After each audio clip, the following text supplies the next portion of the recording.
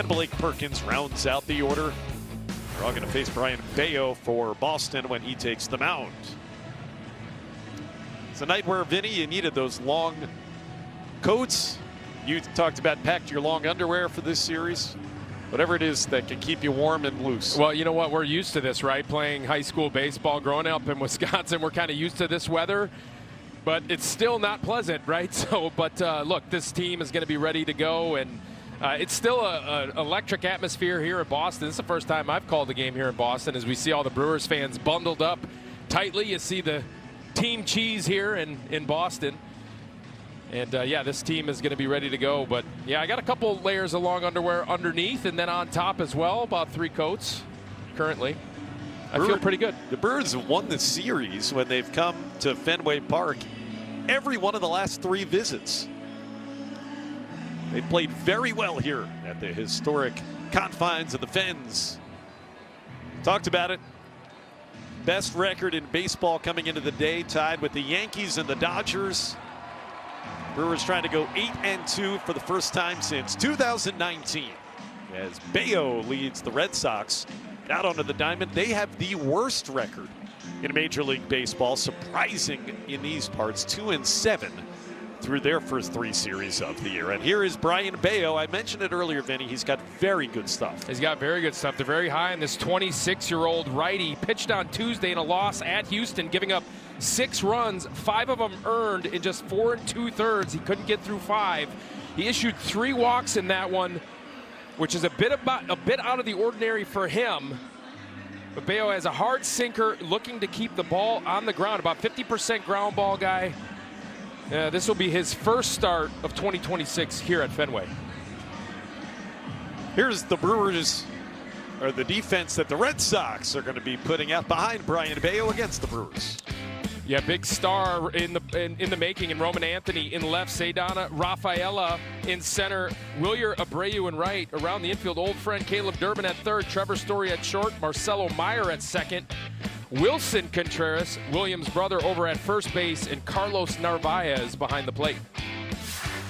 Good to see Caleb Durbin, very popular player in his season with the Brewers last year. Your umpires, led by the crew chief Chris Conroy behind the plate. John Tumpaines over at first. Dexter Kelly is over there at third base with Brennan Miller manning second for the umpires here tonight. First of 3 at Fenway, the Brewers and Red Sox. One and only meeting for the season. Get to do it very early on. You know, have a different kind of vibe at Fenway on the 6th of April than you would in the middle of the summer. And Bryce Terang will get it all going against Bayo. Tonight's first pitch presented by Aurora Healthcare. And away we go. Yeah, the plan against Bayo is, again, to see the ball up. Try to avoid chasing anything down below the zone, especially the soft stuff. But even the sinker, he's wanting to get that ball on the ground. Sinker averages around 94, 95 miles per hour. 1 ball, 1 strike on Terang. He's been the leadoff hitter and second baseman in now all 10 games to start the season for the Brewers.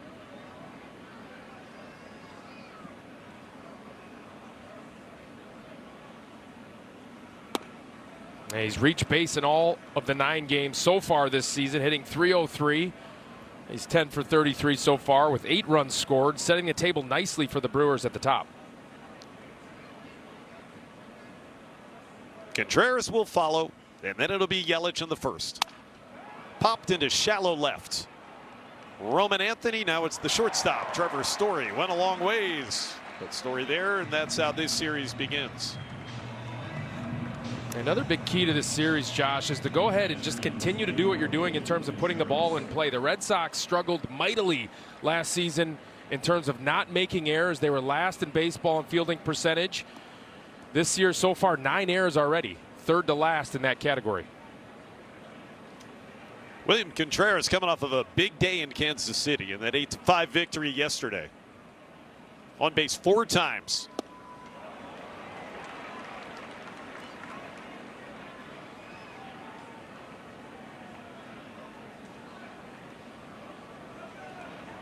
And there they are, the Contreras brothers facing off against one another, as we've seen quite a bit over the years. Wilson coming over from the St. Louis Cardinals in the offseason. Teammates with one another on Team Venezuela at the World Baseball Classic back in March. And he talked about how big of a thrill it was going to be to play with his brother in the World Baseball Classic. But you know that William has, anytime they step on the field together, obviously Wilson, being with the St. Louis Cardinals, they did so a bunch last couple of seasons, but he wants to get the better of his older brother.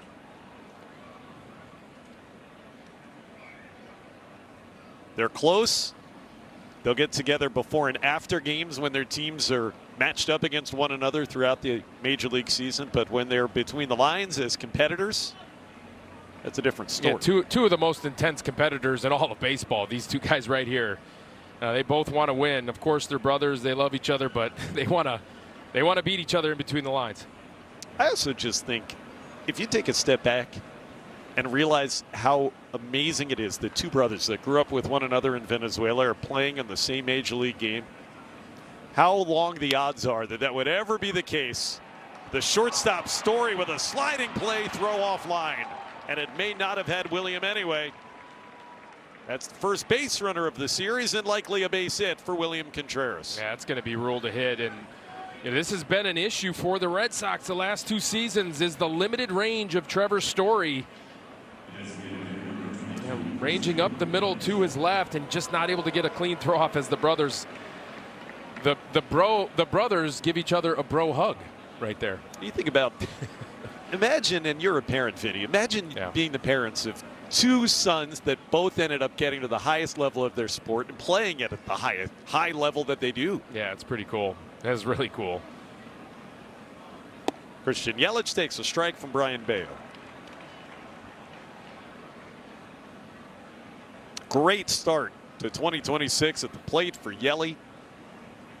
A couple more extra base hits in yesterday's win in Kansas City. He's been hitting for power, for average, and driven in 8. Checked up, says Dexter Kelly, on ball 1. At 12 for 34 so far. The early goings here is Christian Yelich. Both of his extra base hits yesterday went to left. Hit him to the opposite field in KC. Well, that's the thing about Christian Yelich. You just don't know when he's going to pick his spots to get that head out. Yesterday he did a great job of just fighting in at bat. He got a big hit against the tough lefty in Bubic early, and then slashed another triple down that left field line again later in the game. So disengagement used by Brian Bayo. 26 years of age is the right-hander out of the Dominican. Spent his whole career with the Red Sox in his 5th Major League season. Bounced the curve 2-2. Yeah, they believe in that kid, in Bayo, so much that they extended him in the 2024 season, a 6-year deal. He's in year 3 of that.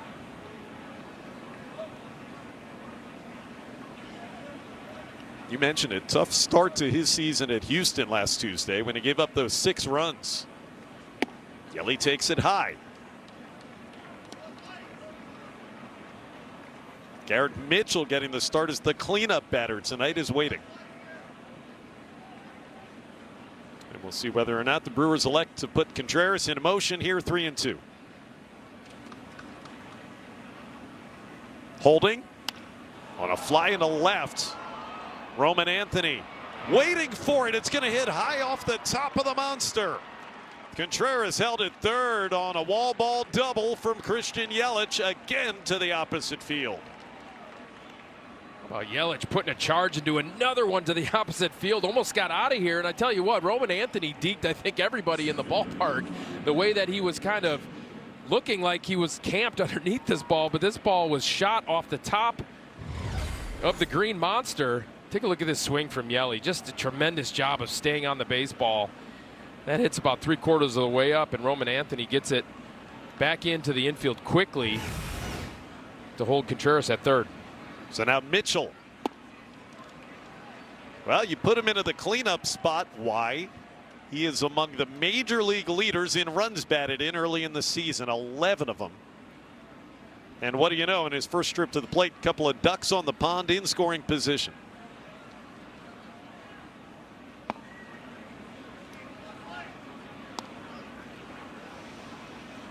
What a start with that OPS up over 1,000 in 8 games. Yeah, seeing a glimpse of what this kid can do when everything comes together right here early this season. That's a really nice cut fastball. 1-2. How do you get 11 RBI in 3 series? You do that with runners in the scoring position. Yeah, go just 5 for 7, no big deal. Seeing the ball well. Yep. Remember, he started that Kansas City series with a 5 RBI game. Chased, and that's a big strikeout for Brian Bayo and the Red Sox.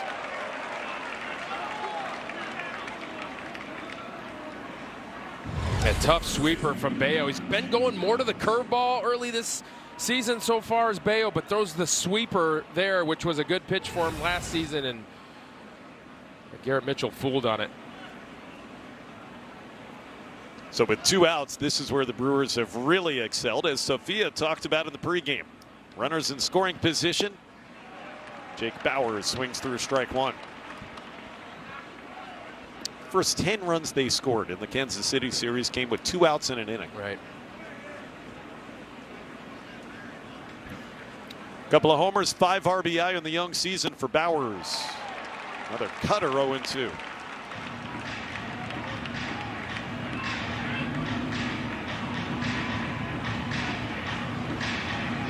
Early opportunity for the Brewers after the single by Contreras and the double by Yelich.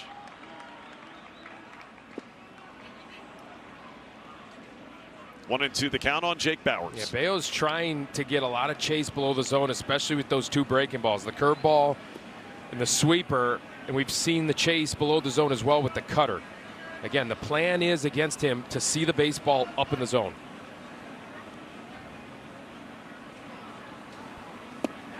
Two big strikeouts got Mitchell and Bauers to strand a couple of runners in scoring position. Did Brian Bayo.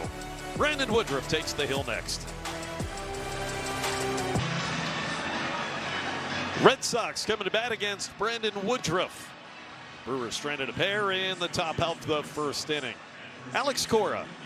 The Red Sox off to that tough start to the season. Lost all 3 series that they played up to this point. Here's their lineup tonight, presented by Potawatomi Sportsbook. It begins with the budding superstar Roman Anthony, Yoshida, Wilson, Contreras, and Abreu. You get to some guys who have scuffled. Story, Mayer, former Brewer, Durbin, Narvaez, and Cedon Rafaela, all to face Mr. Woodruff. It pitched last week Tuesday in Game 2 of the Rays series, where he got the win. Super efficient in that outing. He got through 5 innings and just 67 pitches, gave up just 4 hits, didn't walk anybody, punched 6, did give up 2 solo home runs, but that fastball was commanded early and often. Look for more of the same tonight from Big Woo. And you saw at the bottom of that graphic, only 67 pitches. That got him through 5 innings in that game. Yeah, 56 were of the 4-seam, 2-seam cutter variety. Look for him to mix in the changeup a little bit more in this one, as the Red Sox are one of the worst teams at not chasing pitches outside the zone. Very aggressive. There was. Pulled the string. He's got a great changeup.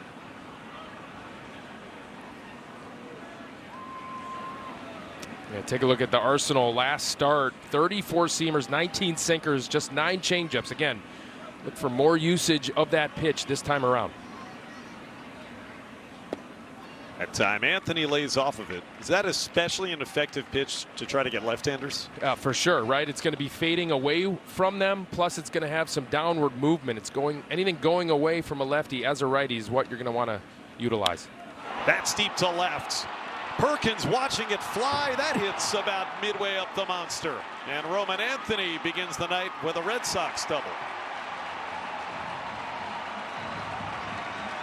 Yeah, you can see this kid is just oozing talent. Just 21 years old, already signed a big 8-year extension by the Boston Red Sox, and he just jumps all over this 1-2 fastball up in the zone. Hits it, just plays pepper with the green monster right here. That's not a bad location, 91 away, and he just hits a line drive halfway up the monster. A lot of the fans at Fenway tonight came to get the Roman Anthony bobblehead. That's flied by Yoshida into right and playable. Sal Frelick. It'll advance Anthony over to third with one out. Early swing there from Masataka Yoshida. Here's the Brewers defense behind Brandon Woodruff tonight. Yeah, brought to you by Landmark Credit Union. Blake Perkins in left. Garrett Mitchell playing center field. Sal Frelick in right. At third base, Luis Rengifo. David Hamilton at short. Bryce Terang at second. Jake Bowers over there at first base. And William Contreras behind the plate. And he's punching in the signs to try to get his brother Wilson out here. Brewers bring the infield up.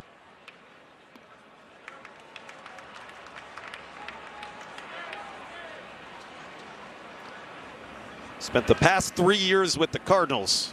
To the elder of the Contreras brothers. And an RBI opportunity in the bottom of the first. 2-0.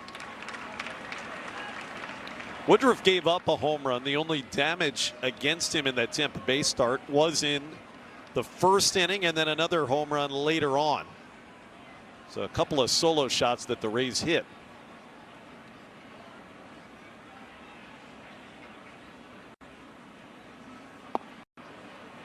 Called a ball but challenged. William Contreras thought it was at the knees. Previous pitch was called the ball. Catcher's challenging. Chris Conroy made the call. We look up at this. Just below the zone. Wanted to obviously flip the count a little bit on his brother. It's a tough challenge to lose with just one out in the first inning. Brewers have had a hard time on their challenges the last couple of days. So a 3-0 count on Wilson. Brewers were out of ABS challenges in the third inning in yesterday's game.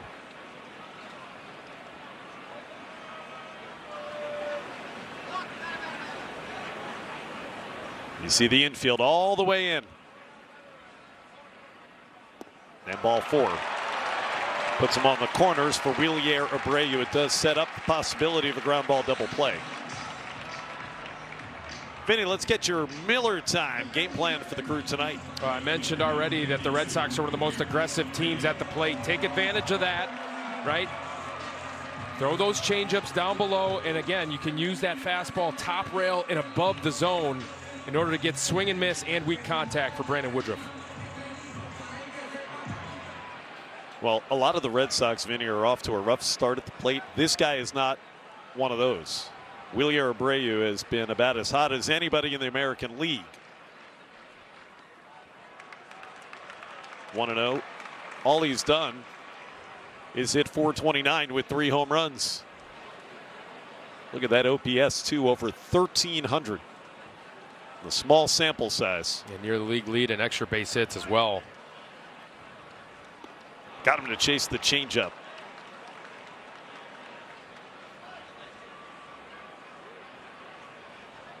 He wants the ball down and in. Kind of a classic lefty swing. He handles soft stuff really well, but see if Brandon Woodruff can get him out with some high fastballs. Out of play, 1-2. A couple changeups in a row. Let's see if he can climb the rail right here. Climb the ladder with a fastball up. He was a member of that WBC winning team for Venezuela. So he and William and Wilson Contreras, all teammates together. That was back in March. Got him swinging. Another change of speed from Woodruff, and a great one there in a big spot. How about that? Tripled up on it.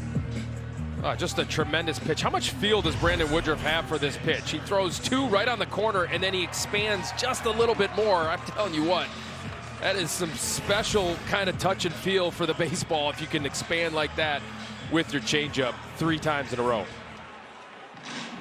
And now to a man who has really scuffled, as you saw there with the stats at the outset, Trevor Story. Challenged him, and it's 0-1. Story has only 5 hits in 42 at-bats to begin the season. With 17 punch. Has been really struggling at the early part of this season. The way out of this for Brandon Woodruff and the Brewers. Perfectly located cutter. 0-2. And now Woodruff has a chance to do what Brian Bayo just accomplished in the top of the inning. A couple of men on with one out, strand both of them.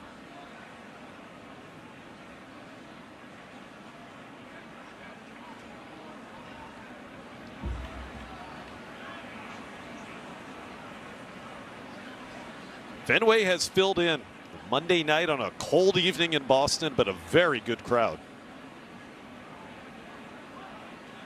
There goes the runner on a fly into right. Sal Frelick coming on in. Can he get there? No, sir. Just found a perfect spot to Trevor Story to give the Red Sox a lead. That's just a bad break for Brandon Woodruff and the Brewers. And giving up a first inning run. That's just all over the knuckles of Trevor Story. That's the right pitch, right location. Runs a two-seamer way up and in on him, and he just kind of flares it into right field, and it's just in the perfect location. Sal had a good jump, just couldn't get there. Yeah, Red Sox up 1-0 early. And now Marcelo Meyer.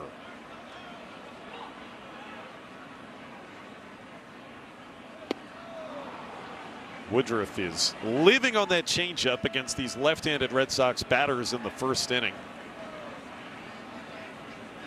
Meyer beginning his second season in the major leagues, 44 games a year ago as a rookie. Got a piece, but he's behind 0-2, just as Trevor Story was. I think if you're Woodruff, you just almost shrug your shoulders about that Story little bleeder there and say, well, what else could I do? Well, think about what's, psychologically, a lot of pitchers would let this inning snowball on them, right? You just kind of give that run up, hopefully, and then that's the only one, and make pitches to the next guy. Trying to put away Meyer.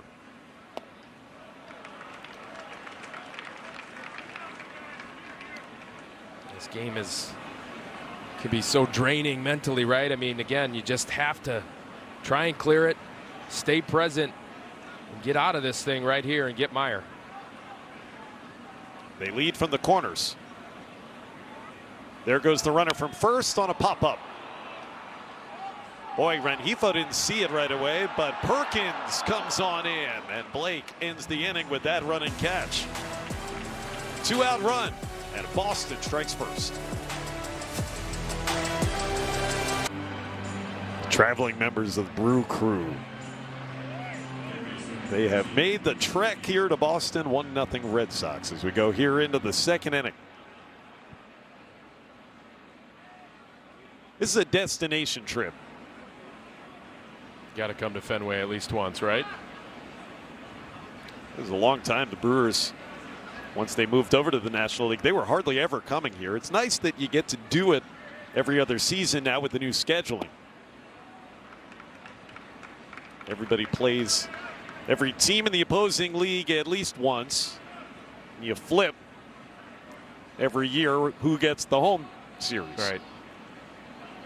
So every 2 years, Brewers fans have a chance to come watch Milwaukee play at Fenway. Luis Rengifo begins the second and is behind Brian Bayo 0-2. I love that Major League Baseball started that, right? A few years back. If you want to see a superstar coming to town, wait every couple of years. It's in the other league.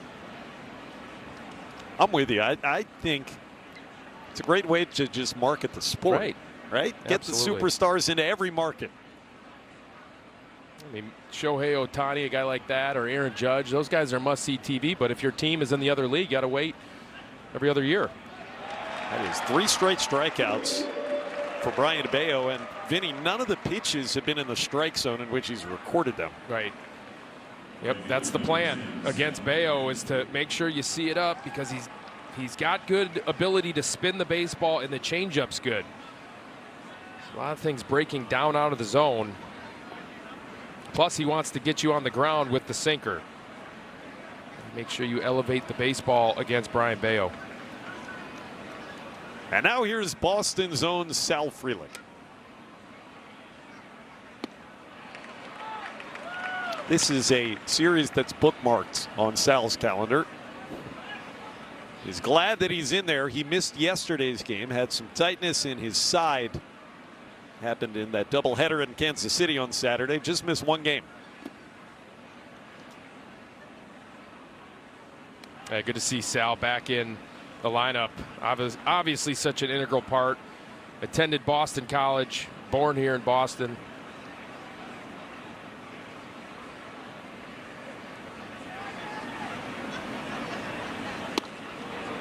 Josh, I asked Sal, was he one of those Boston Red Sox fans growing up that would scream his head off and go crazy for the team? And he just smiled at me and said, yes, I was. Because they all are, quite frankly. All of them. Red Sox, Celtics, Patriots, Bruins. In these parts.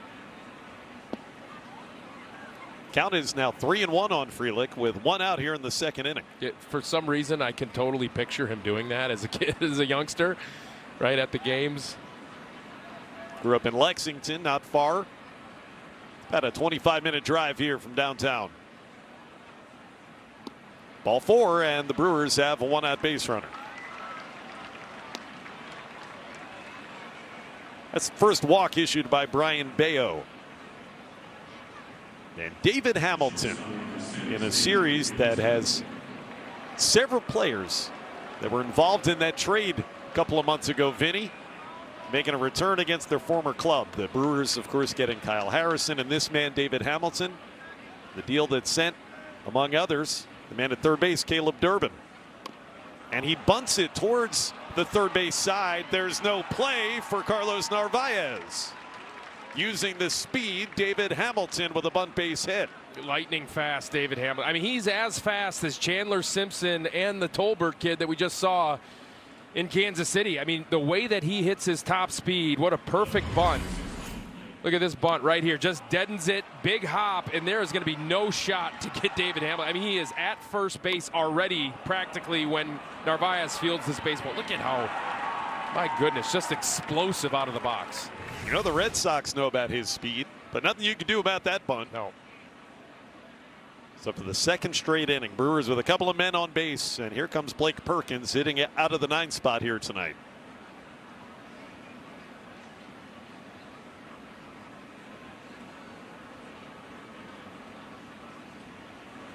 Perkins just 2 for 17 to start the season. Did rip an RBI double though in Kansas City in that win yesterday.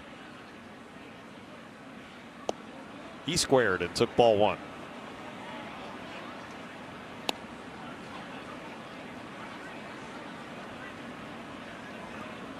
There's 16 stolen bases given up by Bayo last season, so it doesn't hold runners all that well. Good speed aboard with Frelick and Hamilton. Strike 1 to Perkins. Been a good start actually for the Brewers offense against this right-hander. 4 of the first 8 batters have reached base. As yet none has scored. A couple of big strikeouts in that first inning. In tight, 2-1.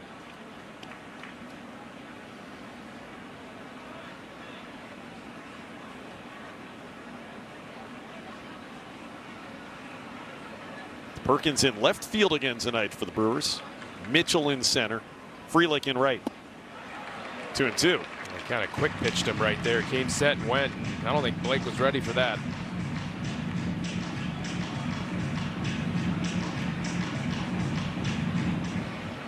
This is the 4th time that Bayo's pitched against the Brewers in the series interleague over the last few years. Perkins takes strike 3.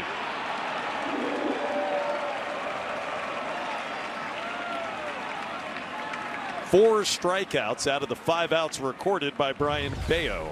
This is a tough pitch right here, right on the edge, on the inside part of the plate. That's that comeback two-seamer. Kind of locked Blake up. That was close to being inside. Brewers, remember, already lost a challenge. Contreras as the catcher last inning. So it's up to Terang here in the second. think after what happened yesterday in Kansas City, Vinny, the players that come up now for the next, I don't know, at least 5 or 6 innings, they're going to be very reluctant to use that second challenge. It's got to feel like an obvious strike in order to challenge. He's going in with the fastball at 95 and then back away with the changeup.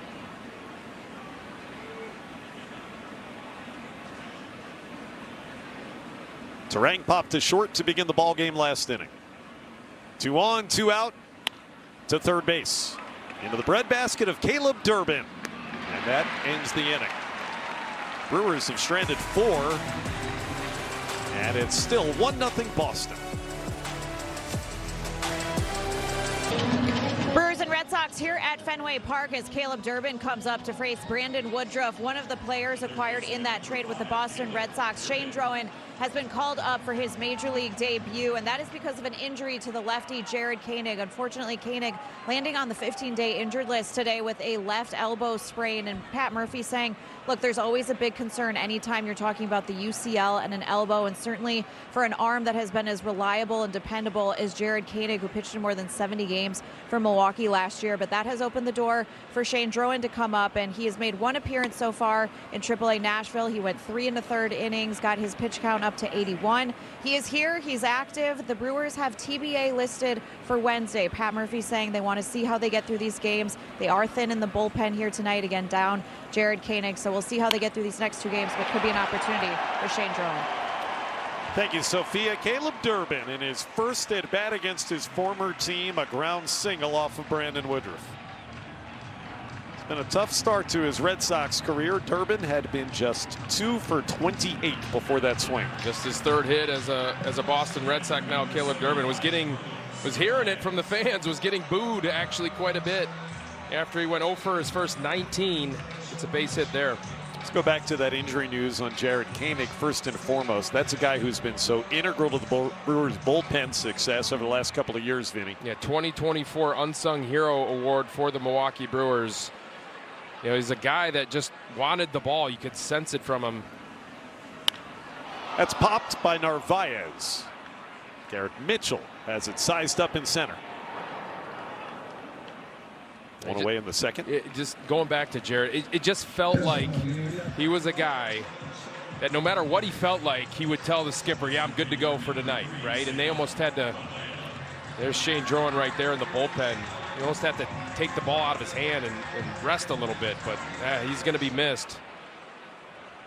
Pat Murphy did say that likely they'll get a second opinion on that elbow for Jared Koenig before they make a decision about what the next steps for the rehab process would be. Ceddanne Rafaela, number 9 batter up there. Talented. A great outfielder. Can have an electric bat. He's already won a Gold Glove last year. 21 outs above average, which is kind of a crazy number. How many outs that he took away, or hits he took away out in center field. A shortstop by trade, actually. Extremely fast. 0-2 against Woodruff.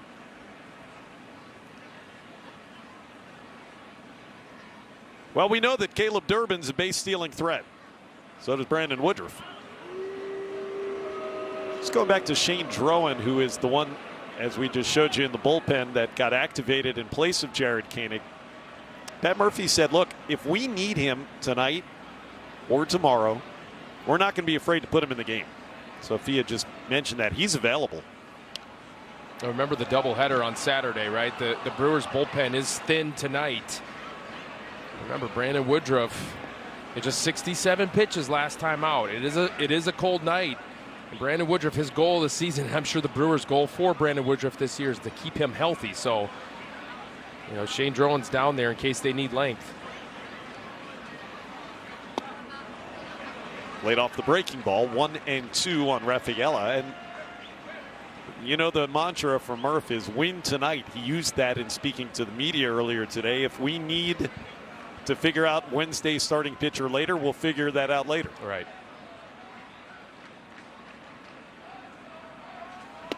Strike 3 called. Two-seam fastball on the outer edge. And the second strikeout for Brandon Woodruff. Yep. Rafaela usually doesn't see a ball thrown out of a pitcher's hand that he won't swing at, and he is frozen by this comeback sinker for Brandon Woodruff. Oh, what a well-located sinker by Big Woo.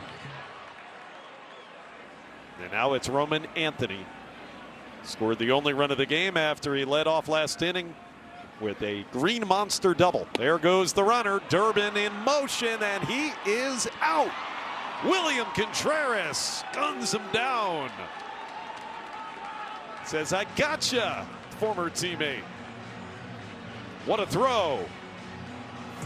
The Brewers still trailing 1-0. Nice tag by David Hamilton on the back end. Big, great play defensively to finish one inning, get to lead off the next. That's what William Contreras will do here in the third against Brian Bayo. Caleb Durbin trying to swipe second base.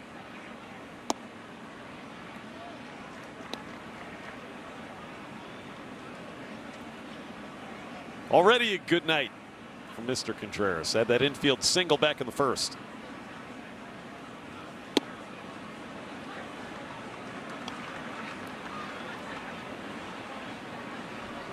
William, the last few years, Vinny, is about as good as any catcher in baseball at controlling the opposing running game.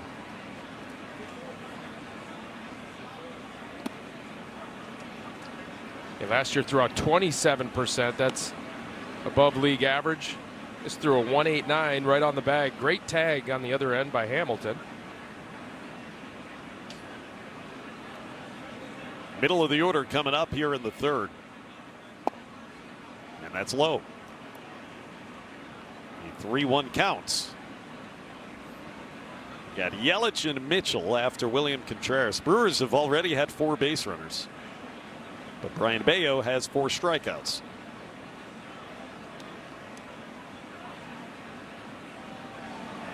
Hope you've had a great Monday. Josh Mauer again in for Jeff Levering, who's battling that illness. It's been stubborn on Jeff. Ball 4, and Contreras is aboard again. Second walk issued by Bayo.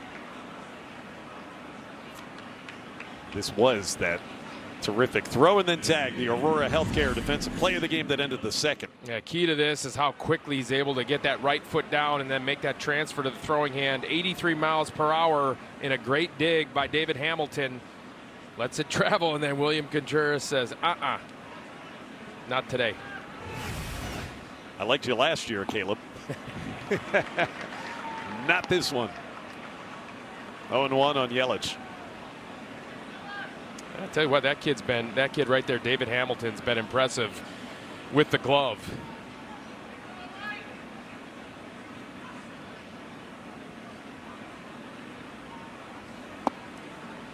Yelich doubled off the green monster.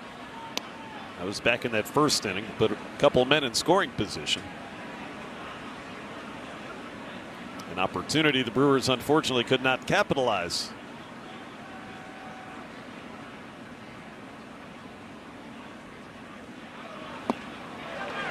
Changes speed, 1-2.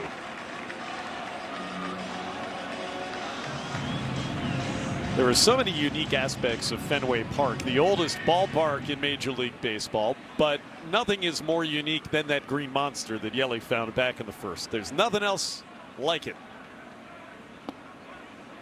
37 feet high. It's only 310 feet to the left field fence. It's one of the great things about our sport is that you can have a different dimension, different configuration in any park you play, and it affects the game.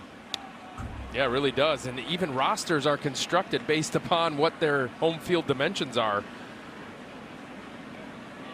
They put those seats, now over a couple of decades ago, the monster seats up top.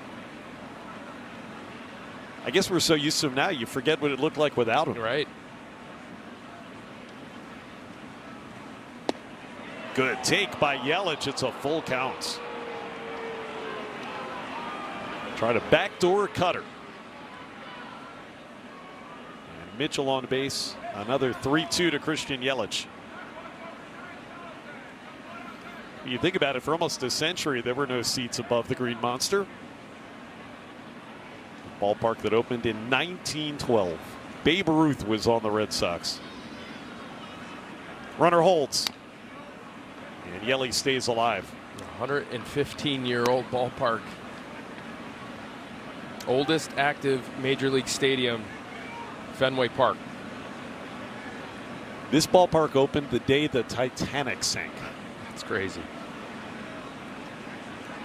Put it in perspective for you. Nobody out. Contreras holding on another foul by Yelich. He's going to see a 9th pitch here from Bayo. You can tell Yelly is seeing the baseball well against Brian Bayo.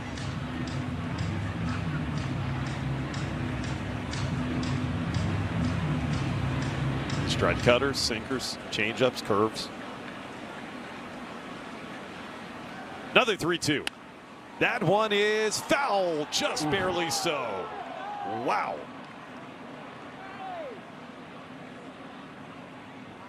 By a matter of inches.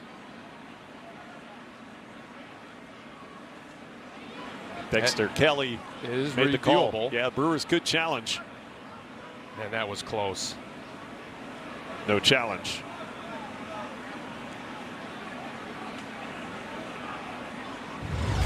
I think Dexter got this right, Vin.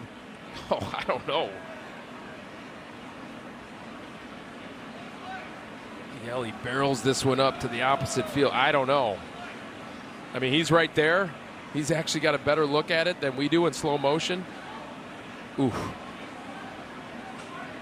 And after all that, the 10th pitch coming of the at-bat to Christian Yelich. On the ground for a base hit right side. Well, he didn't get the opposite field knock. Fouled by millimeters, so he just says, I'll pull a single on the ground. Maybe a little poetic justice, right? If that was a knock to the opposite field, he finds a hole right here. But, man, Yelly, what a great at-bat. 10 pitches. You know, sees this cutter. It's a well-located backdoor cutter by Bayo, who's been executing that pitch well, and he just gets it past a diving Wilson Contreras. And a visit from Carlos Narvaez before Garrett Mitchell comes up. This is the part of the order that Ryan Bayo had very good success against the first time through. Mitchell, Bowers, and Rengifo all struck out. And again, stick to the plan right here. Hopefully they can make the adjustment. You'll see the ball up. Anything down likely is either going to be a sinker that you can't really do anything with anyway, or something breaking down out of the zone.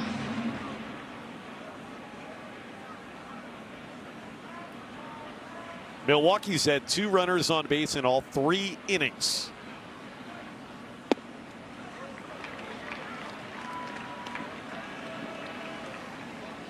And this time they have 2 aboard with nobody out.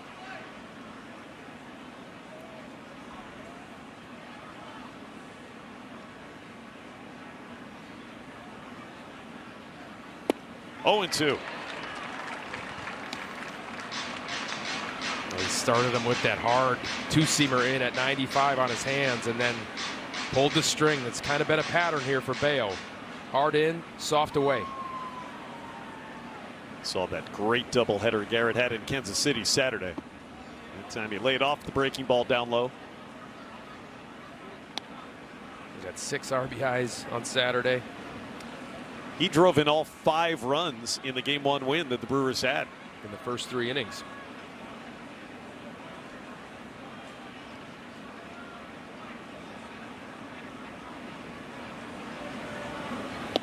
Got him. Breaking ball, so he has struck out twice. Big pitches from Bayo when he's needed it thus far. 1 out. And now Jake Bowers to the plate. Hey, this kid's got stuff, but he's also got command. That's a pretty well located backdoor breaking ball.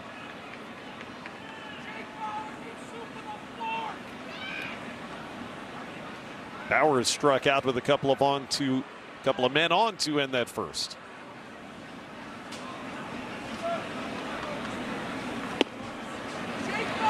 High strike, 0-1. Well, I'll say this, if nothing else, the Brewers are at it again in elevating one of the opposing starting pitchers' pitch counts. Yeah, 60 pitches already. through 2 1/3.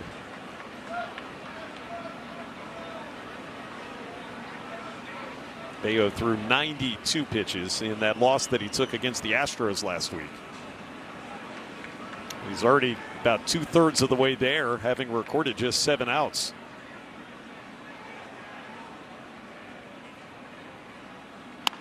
On the ground, that one to the second baseman. Meyer will get Yelich. No relay made, and so it's runners on the corners for the Brewers.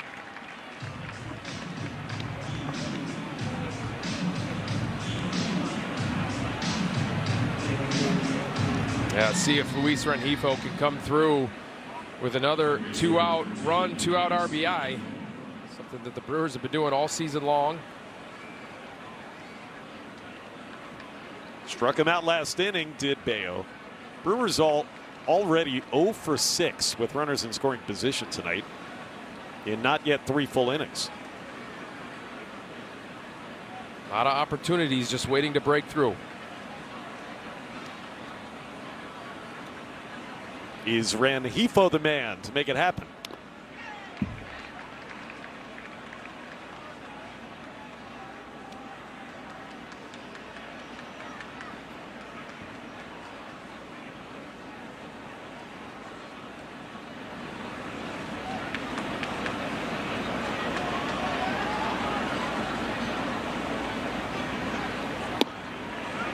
That was close. Called a ball. No challenge from Narvaez. 1 ball, 1 strike. I thought Pat Murphy had a good way of discussing the success at getting hits with 2 outs and getting runs home. Those are kind of killers to the opponent when you do it, and the Brewers have done it time and again thus far this year. That's a strike, 1 and 2. And Pat Murphy said, well, you know, there's going to be more likely chances with runners in scoring position when there are 2 outs. But yeah, this season we have capitalized early. Right. And he talks about the inning being 2/3 over, but still 1/3 left. Narvaez smothers the curve. It's even 2 and 2.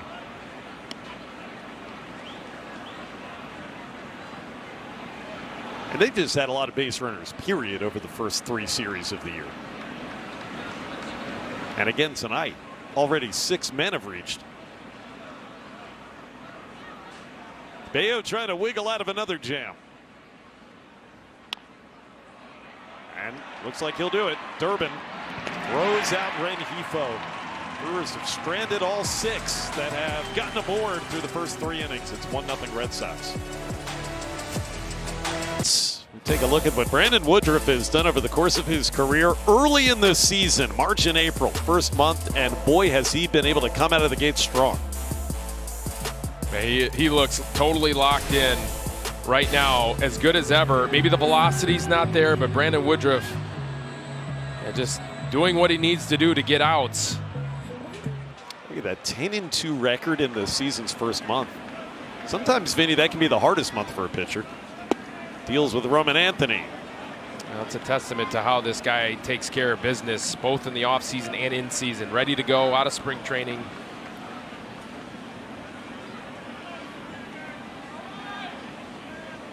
Anthony doubled back in the first. He scored the game's lone run, and now he's 2 for 2. Another blooper for a Red Sox hit. And both times he's gone the opposite way. Yep, and I was just going to say that, Josh. When this kid is going well, it's because he's using that opposite field. He just inside outs one right here. Just dumps it right into left field. Stays inside the ball. Got a nice looking swing from the 21-year-old. Masataka Yoshida flew to deep right his first time. But you were talking about Woodruff being able to come out of the gate strong. This season there was a little bit of question as to whether or not he was going to be able to be in that opening rotation coming out of spring training. A little slower buildup coming off of the injuries. But it was very important to Woody that he did. And he became the number 5 starter. Still kind of building up, I know, a little bit. Yoshida took a strike, 2-1. Important to him, but think about how important it is. And maybe it's not said, by every player in that clubhouse, but important to them as well to have Brandon Woodruff, the longest tenured Brewer, in that clubhouse, in that dugout, kind of leading things, especially on the pitching staff side of things. 2-2. It's been the pitch against the left-handed hitters he's had so much success with tonight. Changes speed. 32-year-old out of Japan, Yoshida, 4th year coming to the United States.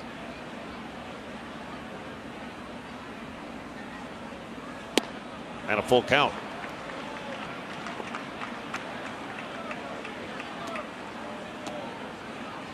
There's Wilson Contreras. See him go back to that changeup right here. Runner holds, and it's ball 4 through a fastball, Vinny.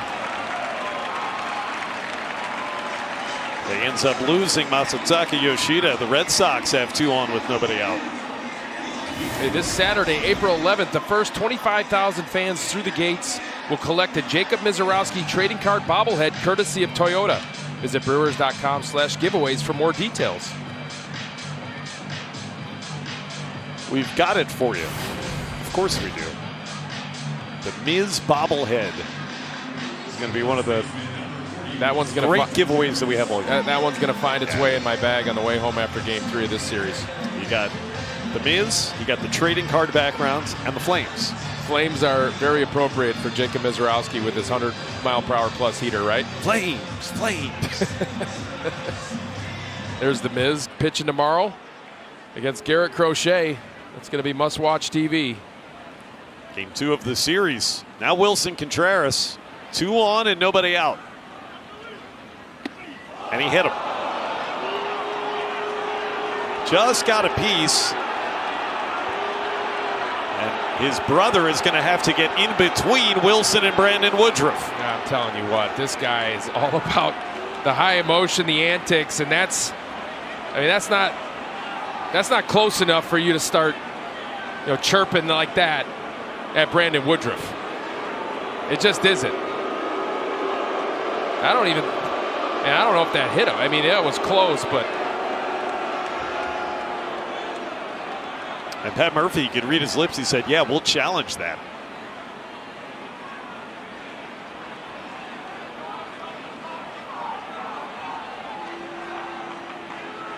You can challenge whether or not a player was hit by a pitch or not.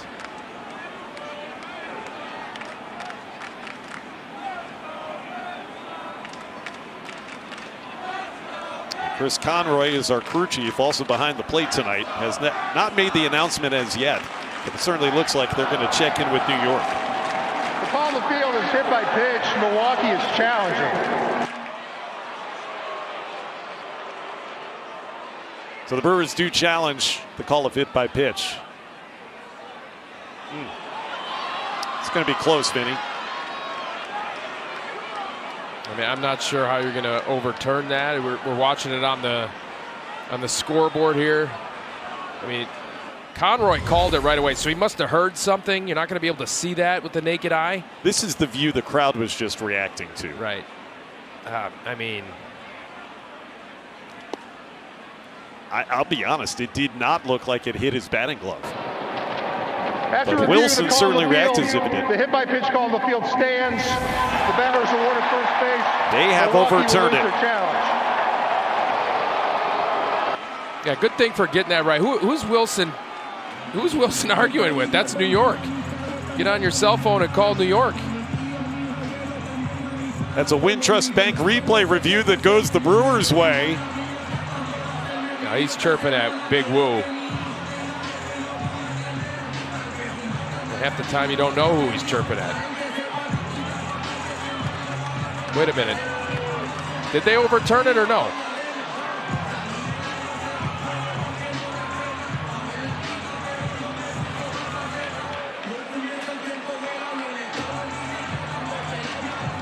Well, we must have misheard Conroy. I guess it stands. So it is not a successful challenge. I beg your pardon. So the Brewers are going to have the Red Sox with the bases loaded, nobody out. And Wilson Contreras up in arms. Wheelier Abreu batting.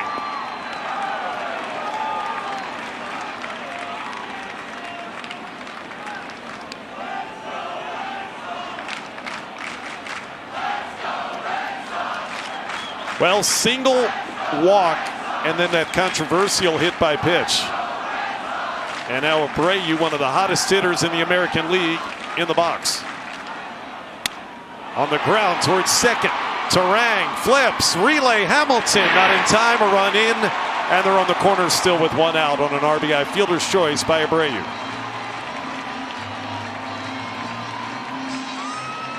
Something happened here with Wilson Contreras, shocker, at second base with David Hamilton trying to turn this double play. Looks, oh man, you can see his left pant leg has a hole in it. And there's Brad Epstein, the head athletic trainer for the Brewers, looking at David Hamilton.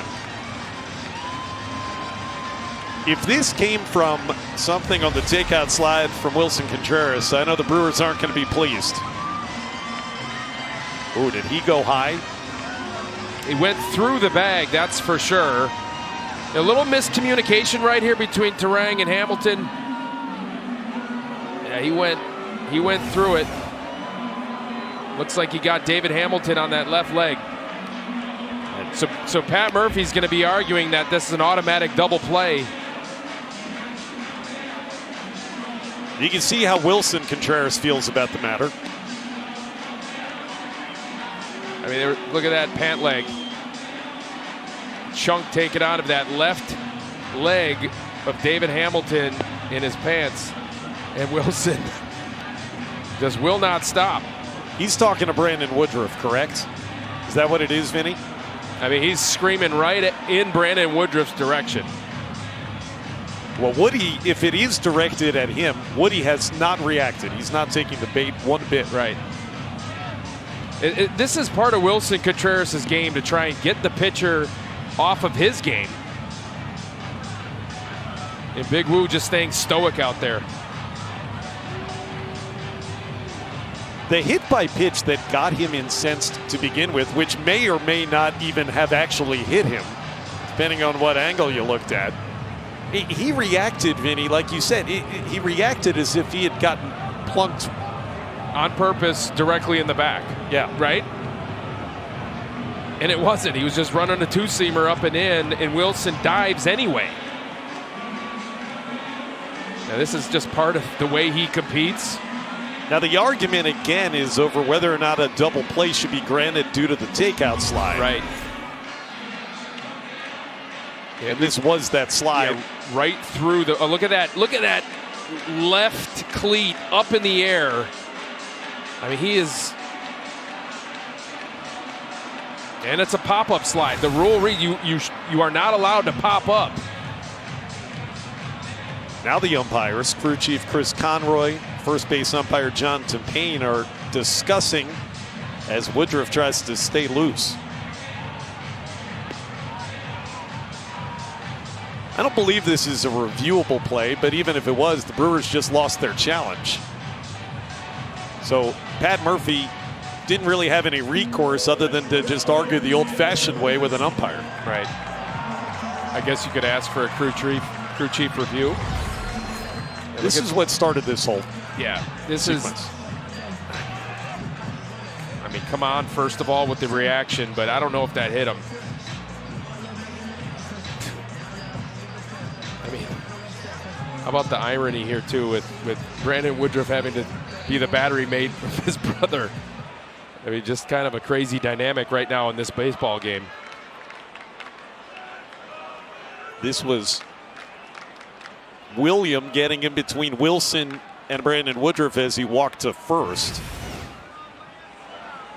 All before that takeout slide. Trevor Story now as we go back to play. The Brewers just had no recourse on this double play, so that stayed as called. Yeah, runs a two-seamer up and in, and I mean, there must have been a sound. 2 ticks is what you're kind of listening for as an umpire. He called it right away.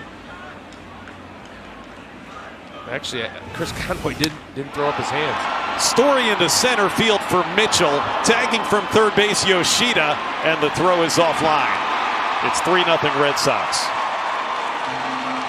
Trevor Story's driven in 2 of those 3. This time it's with a sacrifice fly.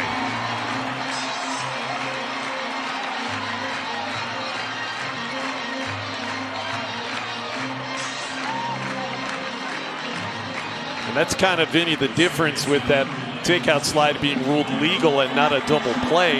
Then you had the opportunity to get a run in there on a fly ball. Yeah, because of the first and third situation. Now, again, hopefully limit the damage and hopefully let the bats do the talking in the top half of the 4th. Runner at first now is Abreu. And Marcelo Meyer ahead, 1 ball, no strikes. This has been, I'm sure, a very frustrating inning for Brandon Woodruff. He had a bloop single, a walk, a hit by pitch that either did or maybe did not hit the batter. Fielder's choice and then a sac fly. 2 runs are home. Kudos to the veteran Big Woo, just to, again, stay stoic and not get caught up in all the emotional drama that's unfolded in this inning.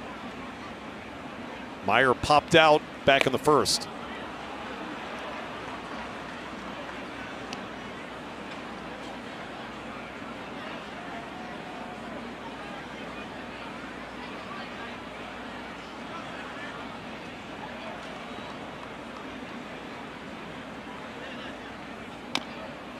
Chopped right back to Woodruff. Underhand flip. That'll retire Meyer and the side. Red Sox do get a couple. Tempers started to spike. 3-0 Red Sox through 3.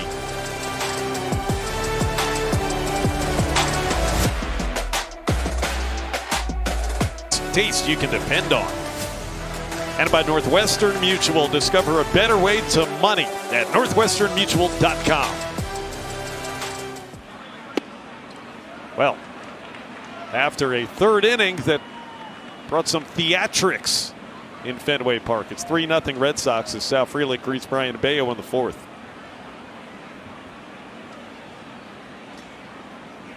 Bayo has walked the proverbial tightrope through 3 scoreless innings. 6 men have reached, none of them have scored. Sal was one of those. He walked. That's kind of how he operated his last start too against the Astros, and finally 3rd time through the order the Astros ended up getting him. On the ground up the middle into a good spot. No chance for Meyer on that one, and Sal Frelick has a hit back in Boston. The leadoff man is on again for the Crew. Let's see if the Brewers can throw up a crooked number and get back in this one against the Sox, especially after everything that unfolded in the bottom half of that last inning. And yeah, Frelick just chops one through the middle, perfect spot. Meyer's a wizard with the glove, not able to get the speedy Frelick. And now it's David Hamilton, bunts it for a hit his first time, and he squared around again. That certainly has the attention of Caleb Durbin over at 3rd base.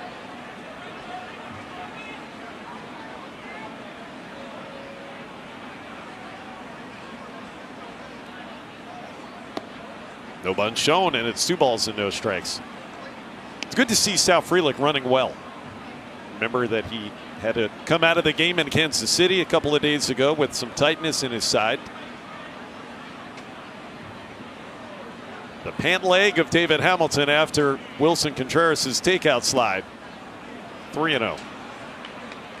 I mean, thank goodness David Hamilton didn't rip up his knee right there as well with that high cleat slide into second base by Contreras.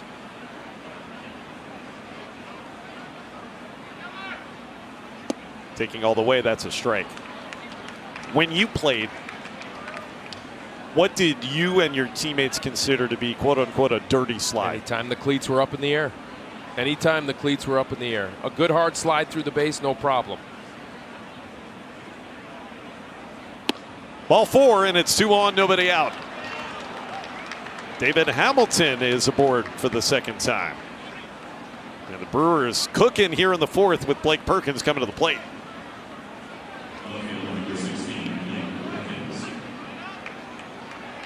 I would be surprised if Blake lays one down right here.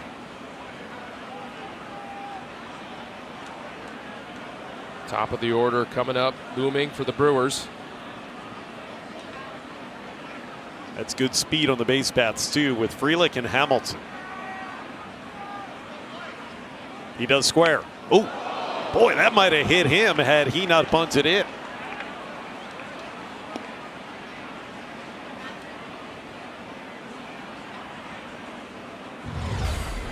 We'll take a look at this fastball running up and in on Blake.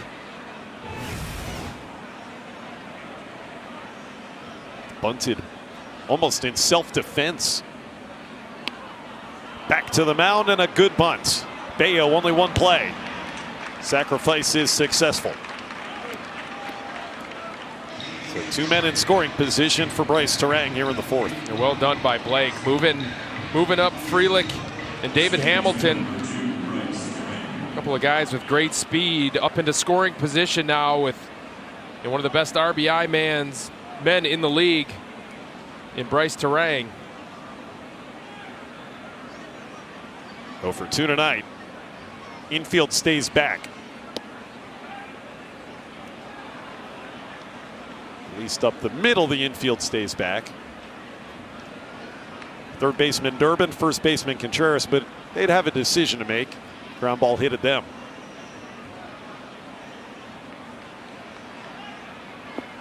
Two and 0.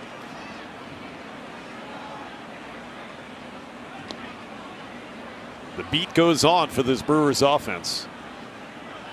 8 base runners.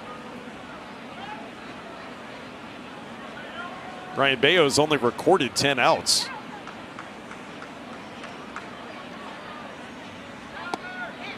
Did he go? No. Ball 3 to Bryce Terang. Let's see if they give him the green light here. Now Bayo's not going to give him a cookie right here.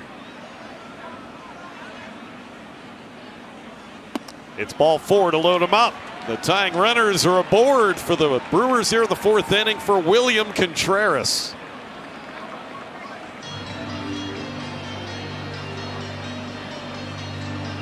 We're going to have a visit to the mound from the pitching coach.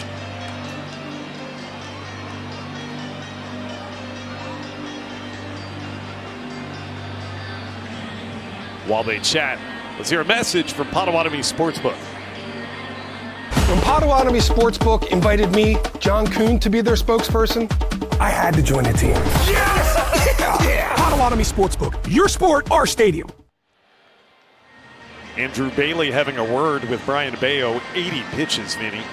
10 outs is all he's recorded, and yet still the Brewers have a 0 in the run column for the moment. 0 for 7 with runners in scoring position, but just consistent quality at bats for the Milwaukee Brewers. And you're going to see this Boston Red Sox bullpen, who has been taxed these last few days in that series against the Padres.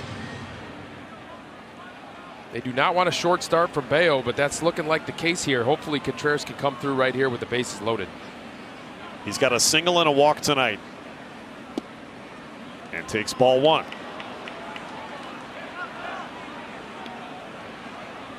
You just wonder what William was thinking the whole time his brother was yapping at Brandon Woodruff and anybody else in the vicinity back last inning.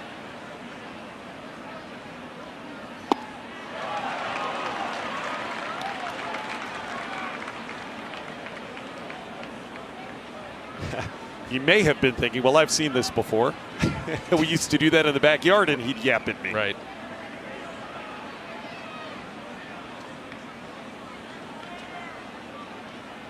Two and 1.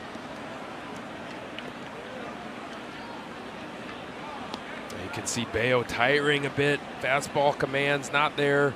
Secondary commands not there. It's the time to take advantage. Coulomb, the left-hander, is getting loose in the bullpen, and Yelich and Mitchell, the next two.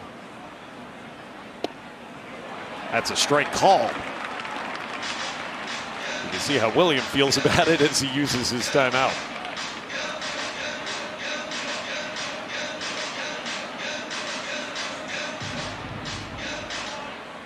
Frelick at third, Hamilton second, and Bryce Terang over at first.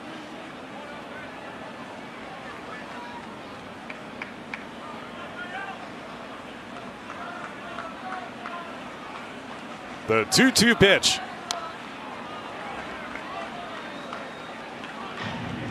You think this is Bayo's last batter?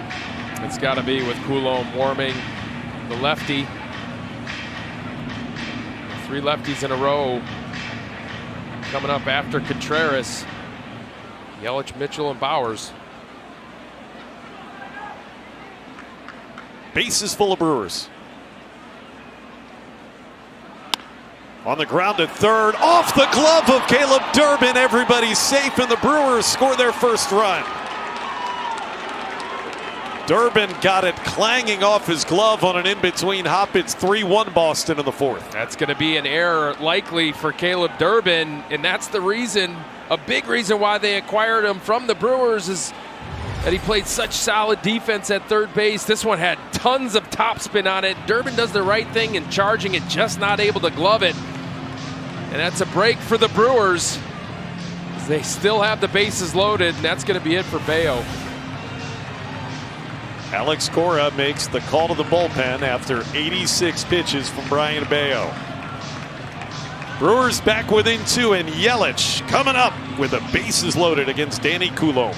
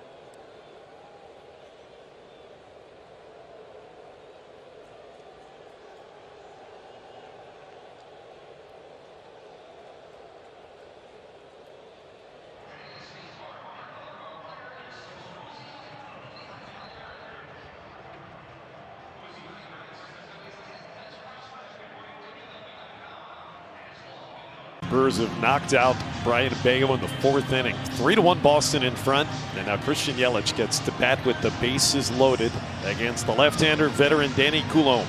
Yeah, pretty tough lefty in his career. He's been doing it a long time. 36 years old now. Cutter, four-seamer, doesn't throw all that hard, up to 90 miles per hour average, and then the sweeper as well. But he's off to a pretty good start this season. Yelich was 2 for 2 against Bayo. And takes strike one, facing a left-hander for the first time tonight. Yeah, you see how funky Coulombe is. He lands wide open with that stride foot, then he's straight over the top, something you don't see very often from a left-hander.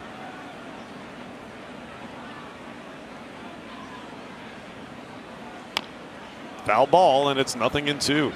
Just to clean up the Durbin play that knocked Bayo out of the game. That was an E5 on Caleb Durbin, but William Contreras did get an RBI.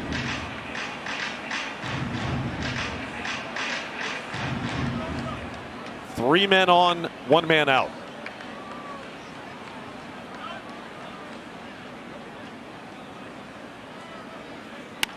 Ground ball. Oh, it's off the glove of Durbin again. Sliding, diving, couldn't pick it.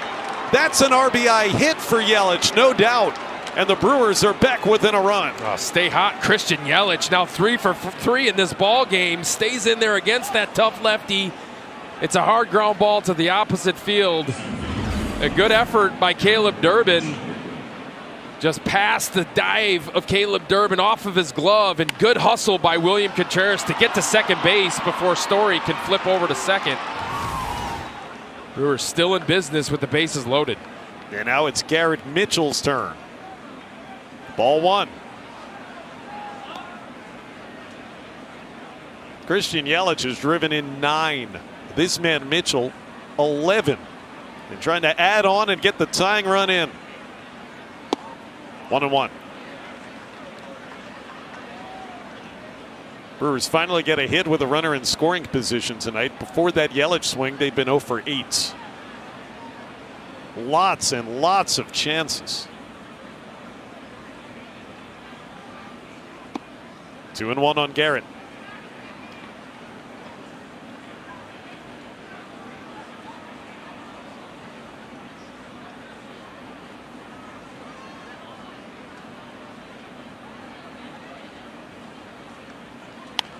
Out of play on the sinker, and it's 2-2. This was during the pitching change.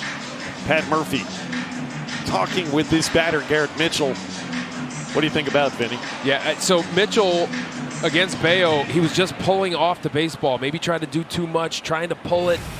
You know, see it deep. He's got just incredibly quick hands. Use those hands, trust him.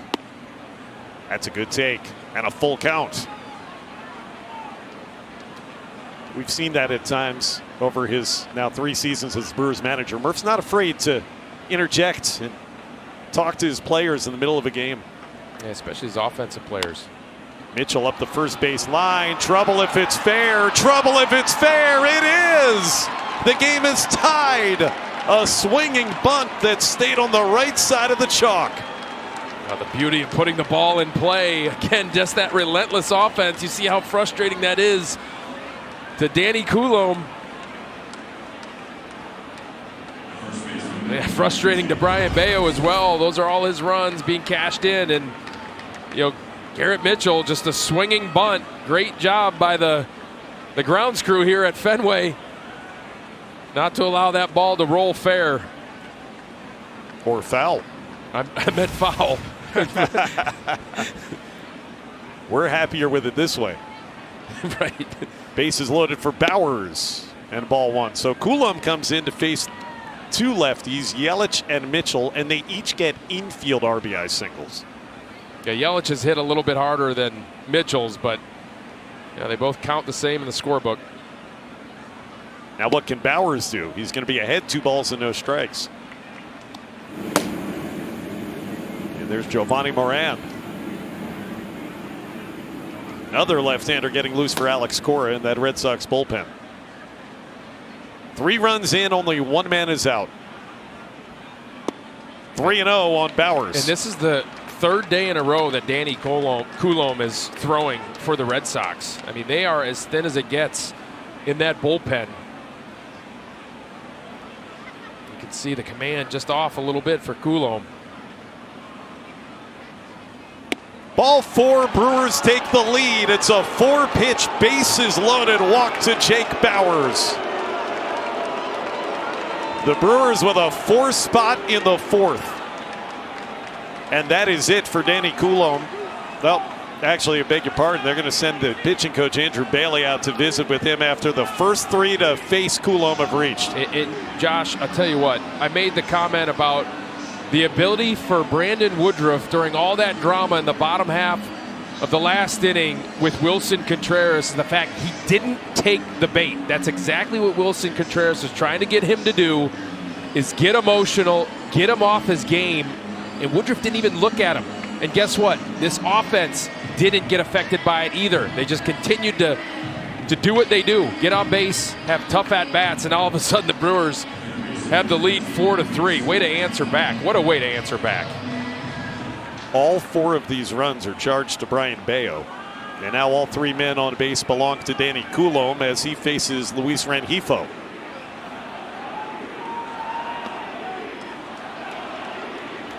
And now you hear the Boston faithful chanting, "Sell the team."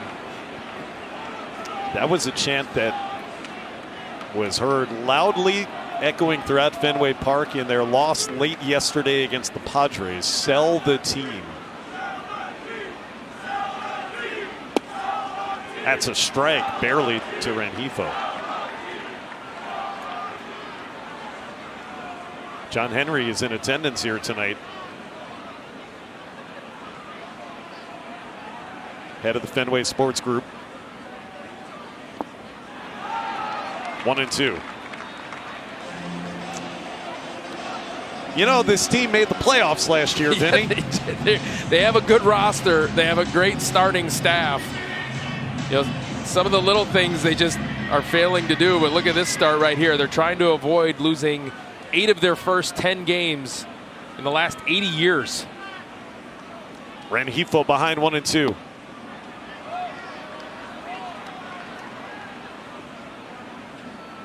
There's still only one out. There has not been a ball hit out of the infield in the inning.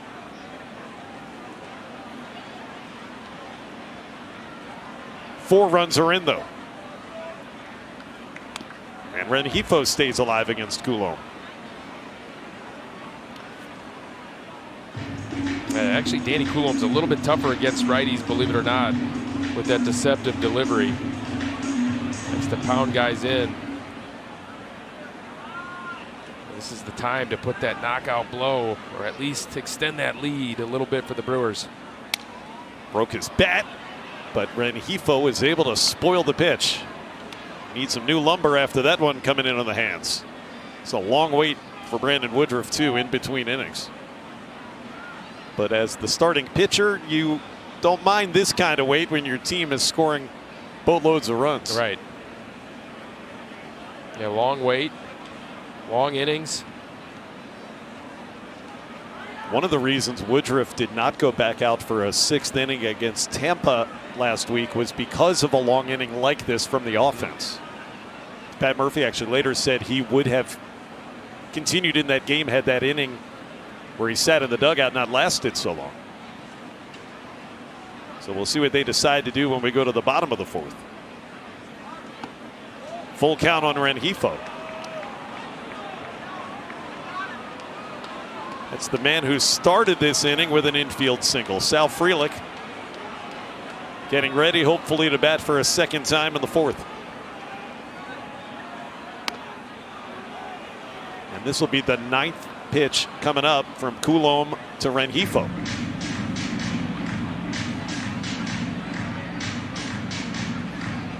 See what he goes with here. His bread and butter is that cutter.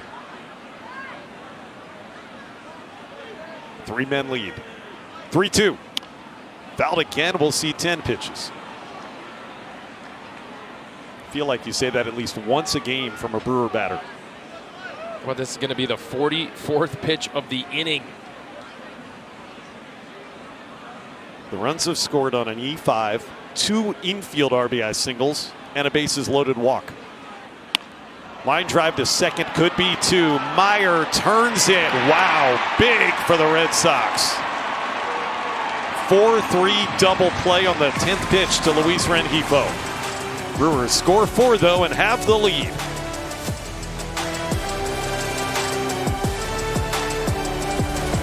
Western Mutual Foundation is funding 5 hours, equivalent to $250, of childhood cancer research. Northwestern Mutual and the Brewers are proud to partner in curing childhood cancer. 4th spot for the Crew in the 4th. Brandon Woodruff looking for a shutdown inning. He is back out there, Vinny. It was over 25 minutes in between pitches. Yeah, long inning. Brandon Woodruff trying to get a quick inning right here. Get back down. Only 49 pitches into this one, but those long innings with those up downs are what you'll ask a pitcher what affects them the most. It's that. Caleb Durbin singled off of him his first time, then later got caught stealing second base. 2-1.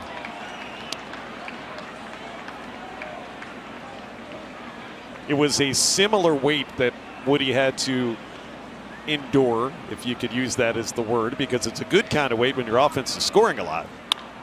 In a left with some carry. This is deep. Perkins is going to watch it fly off the monster. And Caleb Durbin is 2 for 2. This time it's a double.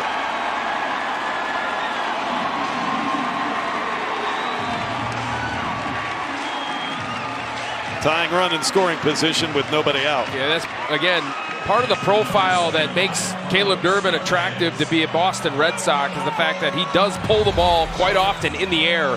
Does so right here, hooks this one. A straightaway left field, and Blake Perkins just kind of gives way to it. Now about the middle of that green monster for a double. Catcher Carlos Narvaez now will try to move Caleb along. So anyway, in that Tampa start last Tuesday, Woodruff did not resume after the long wait, but that was going from the 5th to the 6th inning, not from the 3rd to the 4th inning like tonight.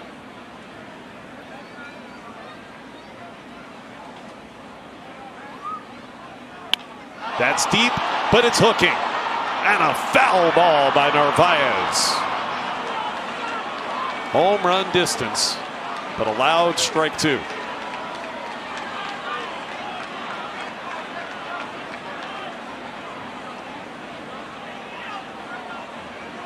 Who's getting the souvenir? Youngster. There you go.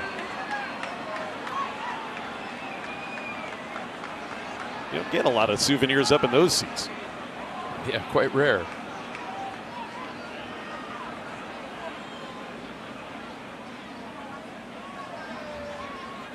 One ball, 2 strikes on Carlos Narvaez. What do you notice so far from Woodruff tonight? I mean, I think he's throwing the ball exceptionally well. He's had some things go against him, some weak contact.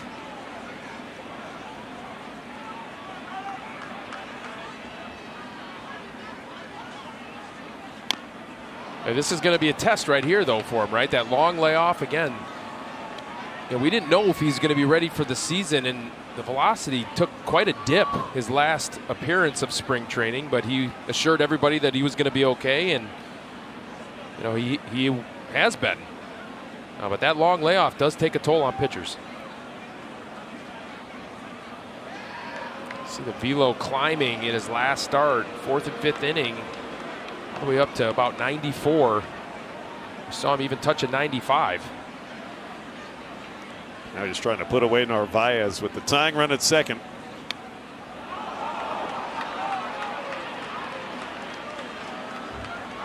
Especially on a cold night, right? Here it is tonight. The Arsenal, the 4-seam fastball at 91. I just attribute that, Josh, to the fact that it is cold here in Fenway, and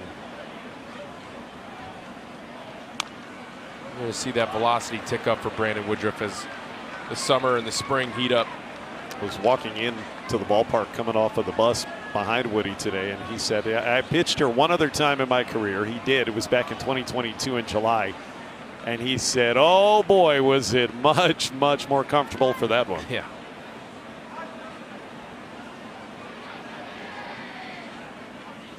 On the ground, that'll advance the runner. Terang behind the bag for the first out of the inning, but over to third goes Caleb Durbin. Sophia Minard has more downstairs. Well, in that first start against the Rays, Woody thought he was going to rely heavily on the changeup, and he ended up throwing only 9 of them against the Rays. He said he was able to establish the fastball command so consistently early in the start that he and William Contreras decided to just ride with it. So he ended up throwing 30 fastballs, got 5 of his strikeouts on that pitch. He was averaging around 93 miles per hour. Vinny was just talking about the velocity for him. And then the sinker, he considers it a true 2-seam fastball, he said, because it runs more than it sinks. So he doesn't necessarily think like a traditional sinker. And he ended up throwing 19 of those, got a strikeout on that pitch. He said, if the 4-seam fastball was my angry fastball before the surgery, he considers that 2-seam to be his running fastball. And he said those 2 pitches really played well off of each other against the Rays. And he was kind of hoping for more of the same of that type of fastball command. You know, he's at peace with how he's pitching differently now and how he's able to use his stuff. And a good block from his catcher there with the runner at third. You see the infield comes in. Brewers hoping to cut down a potential tying run. Ceddanne Rafaela struck out a couple of innings ago. 2-1. And just to build off what Sophia said as well, so he has such good feel for pitching, and he reads the swings exceptionally well. He didn't have to throw more than 9 changeups in his last start because the Rays weren't even close to hitting his fastball or squaring it up throughout the outing. On the ground, tough play. Hamilton couldn't get it, and the game is tied. It's an RBI single for Rafaela. If the infield is back, that's an easier chance. But pulled up, David Hamilton just didn't have quite enough time to get to it. It was an in-between hop, and with the infield in, that's what's going to happen on that top spinner from Rafaela. Yeah, just off the tip of the glove from Hamilton, and yeah, he got the ground ball, just Hamilton not able to come up with it. And now Roman Anthony, who's 2 for 2 and has scored a pair of runs. This is turning into a wild game early on. Series opener at Fenway. 2 in the third for Boston. 4 in the fourth for Milwaukee, and 1 already across in the home fourth.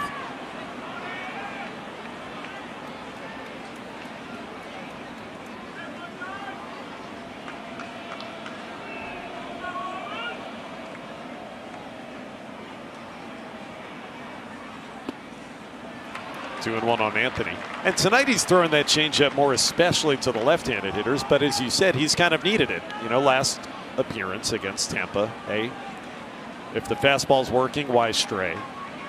Tonight, not as much velocity. Go to some other tools in the kit.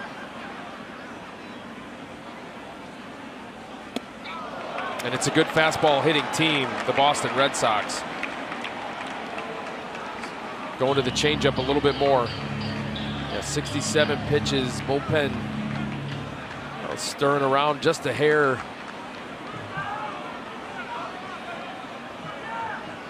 Anthony has doubled and singled, each of them to left.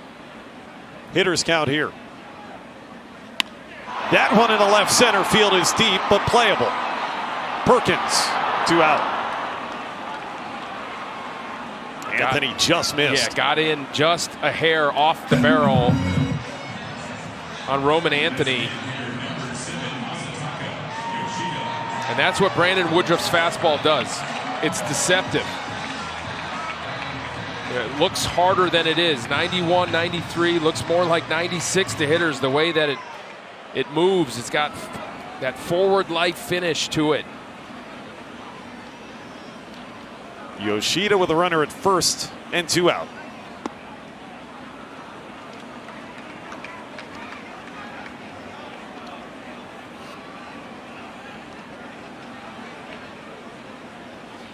It was Caleb Durbin's Green Monster double that started this game-tying rally. Check over on Sedan. Rafaela at first base.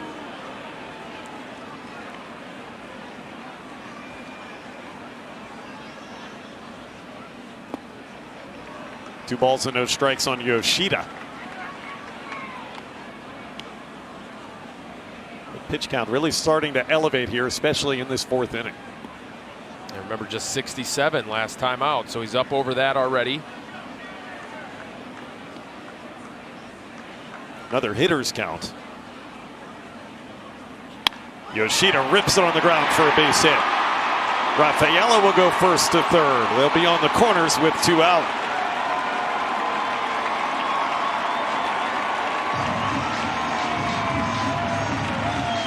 Yoshida can hit a heater.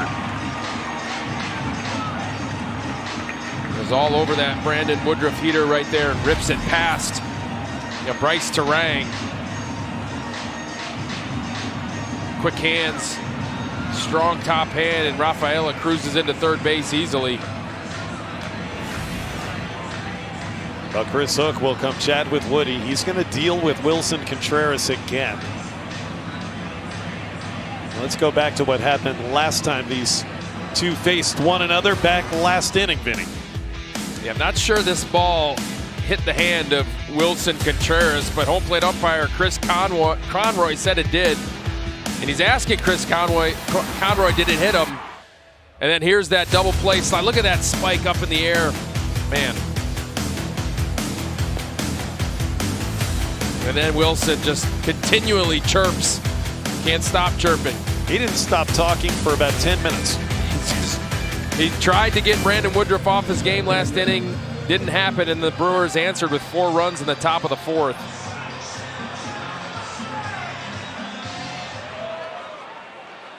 Well, what do we have in store for an encore duel between these two? Look at that hit by pitch by opponent. The Brewers have hit Wilson Contreras 24 times in his career. 2 on and 2 out. Chase the changeup.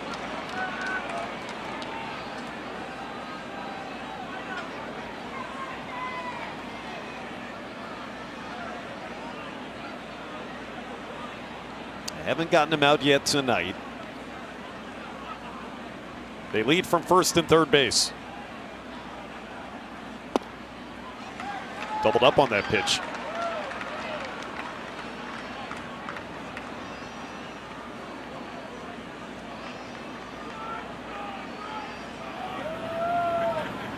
There's Grant Anderson, first up in the bullpen tonight for the Brewers. Down the middle for a strike, and it's 1-2. A rare cutter from Big Woo. Front doored it. Surprised Wilson.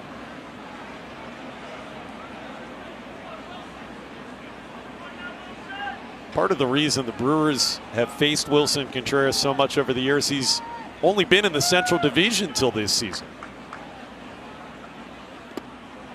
His brother blocks that one to keep the tying run in place at third. Yeah, saved a run right there. Tough pitch to dig out of the dirt. A changeup. You think about it, every year when he was with first the Cubs and then the Cardinals, he played the Brewers all the time, Wilson Contreras did.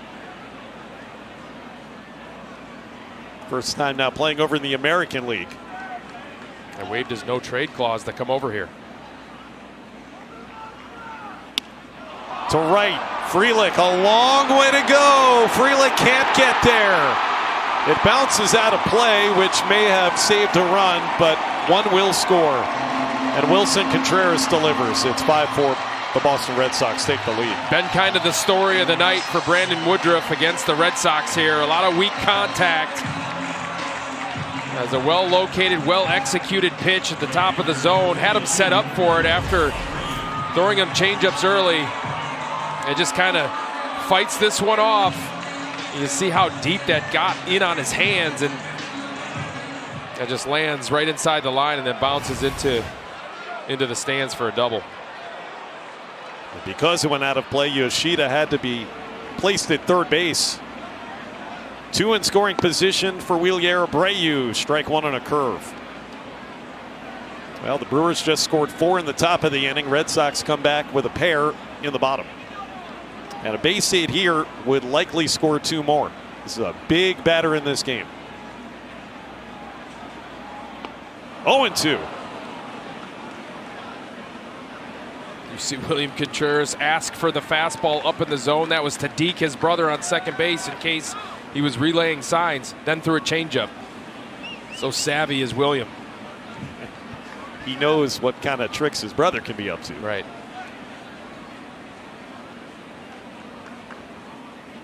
Got him swinging.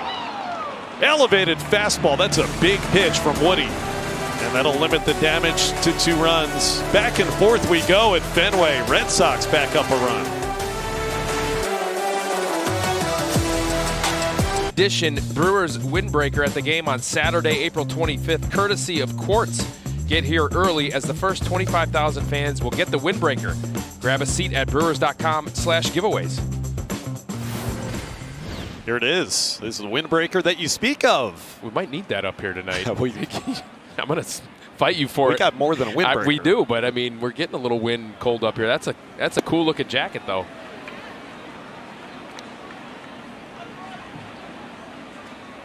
I think we just debuted it. It's a great looking good jacket. Sneak I'm peek. taking that. Want to get that. There's Giovanni Moran taking over for the 5th. Frelick's been aboard twice, and 1 ball, 1 strike the count on Sal. So Coulomb gave up 3 inherited runners to score. And then he got the big double play from Rengifo to limit the damage.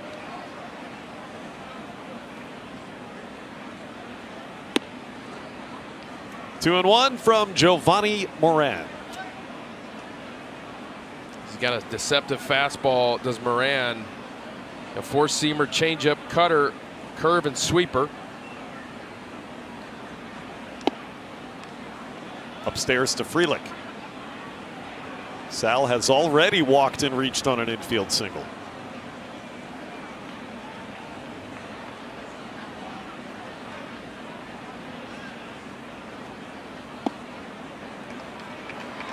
Three and two.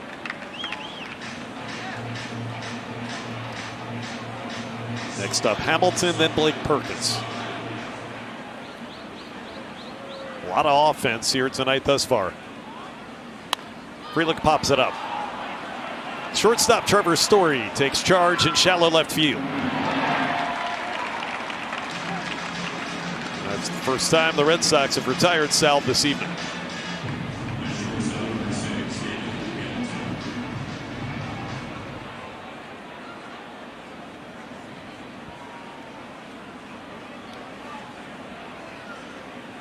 Brewers with 13 men on base over the first 4 innings of this game. 13.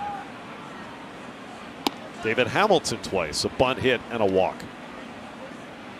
Brewers have 7 hits. They've been walked 5 times and there was an error. Yeah, our scorebooks are quite messy at this point. It broke through a little bit last inning. This game is far from over.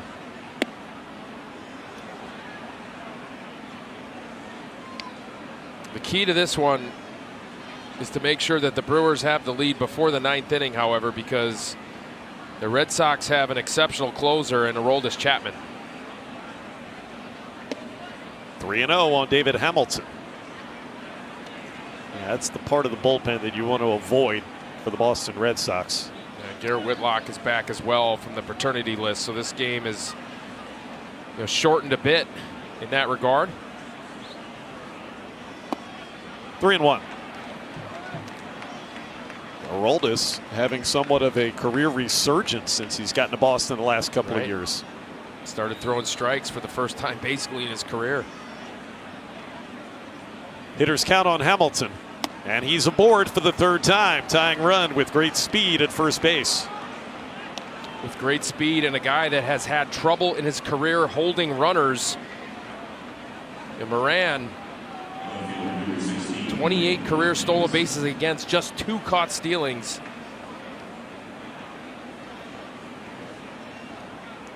Well, those are his minor league numbers. Some guys just have a problem doing it. Perkins ran up as if to bunt again. Took a strike. He sacrificed last inning. It was a good bunt. That was against Brian Bayo.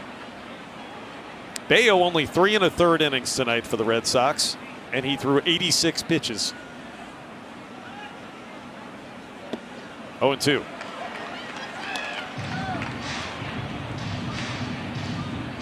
Be interesting that a left-handed pitcher like Giovanni Moran would have a hard time holding base runners. Usually the lefties don't have that issue. Usually it's an issue with their leg kick or maybe just a terrible move over to first base. But it has been an issue for him in his career. Acquired a couple of years ago in a small deal.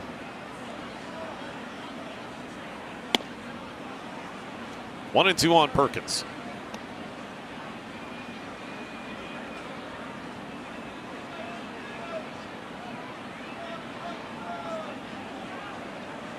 This game is almost 2 hours in age as we play the top of the 5th. Off the end of the bat into a perfect spot. And first to third goes Hamilton. That's the kind of night it's been for both of these offenses. Brewers have 6 infield singles. You gotta love it. Blake Perkins just putting the bat on the ball, putting it in play. The Brewers just have such a habit of doing this, and I'm not sure where Meyer's going on that ball. And then David Hamilton's able to go first to third on a ball that doesn't leave the infield. You got to make that hurt. 6 of the 8 hits, infield hits. Love it. Tying run at third, potential go-ahead run at first for Terang, lefty versus lefty. 1-0. Quick check of the temperature. It's about 40 degrees as we play this 5th inning. Look at the nose on Bryce Terang. You can see it's 40 degrees. That's a strike with a changeup, 1-1. Yeah, this is, look at this is football weather. Yep. That's what my nose looks like when it gets to be this temperature. The ears too. Yeah.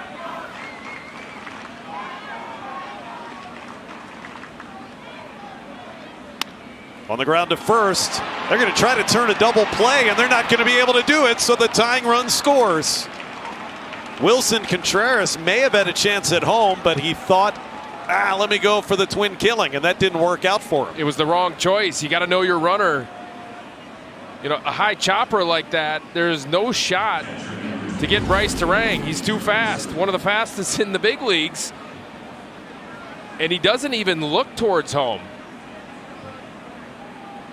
And David Hamilton's able to score the tying run. 3-6 on the fielder's choice. Bryce Terang's 7th run batted in of the season. You know what they're doing, Vinny? They're crouched by the heater. They got one of those propane heaters, don't they? Jake Bowers is trying to get some feeling back in his hands, it looks like. We'll take one up here. Pretty comfortable up here, though.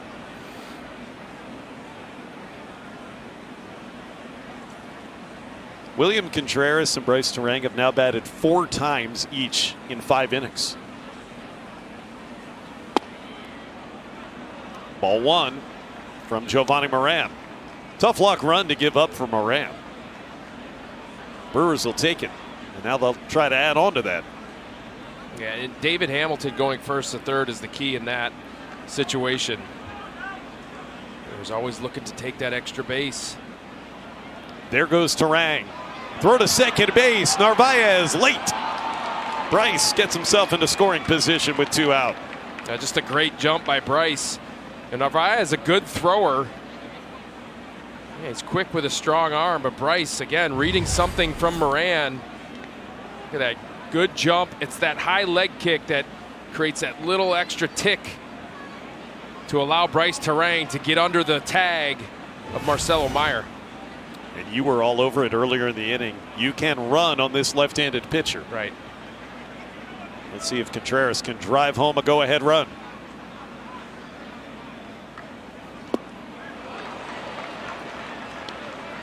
Down to a knee on the follow-through, 1-2.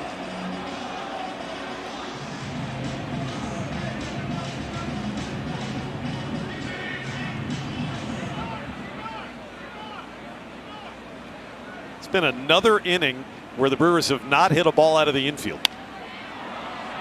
And that one popped on the infield. Who wants it? Right fielder is Abreu. I guess we'll call that the outfield. Not by much, though. But the Brewers still get the tying run home. 5-5 halfway through in Boston.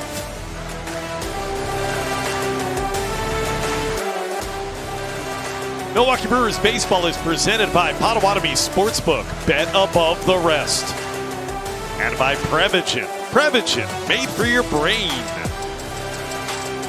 Nighttime in a Beantown. From the Hub City. We go to the bottom of the 5th inning. And Vinny, more Brandon Woodruff. He had to really labor through that bottom half of the 4th. But the Brewers are going to ask him to try to get at least one more. I'm a little surprised that he's back out there, but to me, that's a sign that he feels good. Telling Murph he can go one more. I think it's also a sign, too, that the Brewers know they're a little thin in the bullpen tonight, right? They are.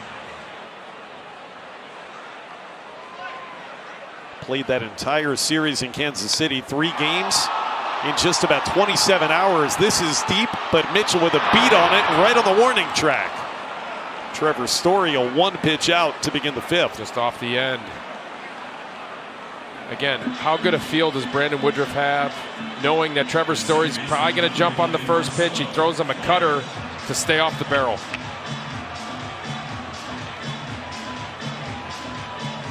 But that compact series over the weekend, that's the biggest reason, of course, that the bullpen not fully loaded tonight as Marcelo Meyer comes up for a 3rd time. So every out is precious from your starting pitcher tonight. Doubleheader Saturday, afternoon game Sunday. You're probably going to be without Trevor McGill, who threw back-to-back days, as well as Abner Uribe, back-to-back days. Meyer bluff to bunt, takes the curveball for ball 2. Don't forget Ashby threw 41 pitches on Saturday, so he probably needs 2 days off.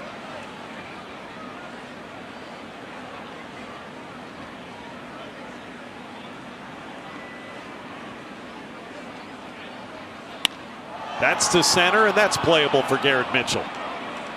Looks up into the Fenway lights for out number 2.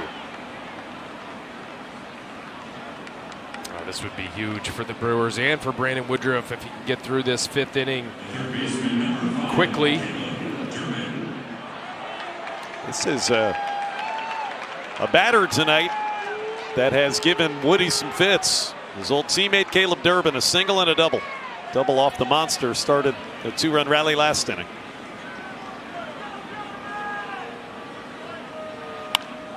A first pitch swing and a pop into shallow center. Terang and Mitchell.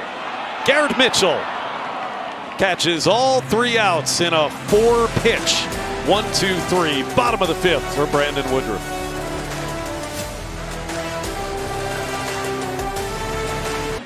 MLB Plus is new for 2026. Stream MLB Network 24/7 and select out-of-market games every week.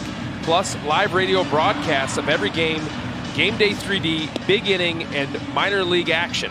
Visit MLB.com/MLB Plus to subscribe today. On to the 6th. Brewers looking to get the lead back. 5-5, Yelich, Mitchell, Bowers, 3 lefties, 2 up. So the left-hander Giovanni Moran stays in the game for Boston. They found that MLB shop, perhaps. Gear up. He's got a signature, too. Whose signature was that? Brew Crew represented here in Boston. First of 3 will play tomorrow night. I hate to tell you, Vinny, it's supposed to be even colder tomorrow. It's supposed to snow tomorrow, Josh. I don't know if you brought your galoshes. Well, at least then we've got a afternoon game on Wednesday.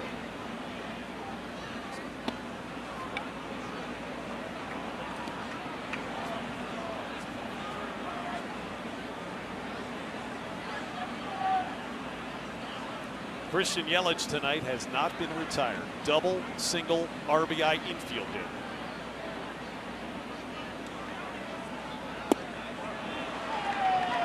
And 0-2.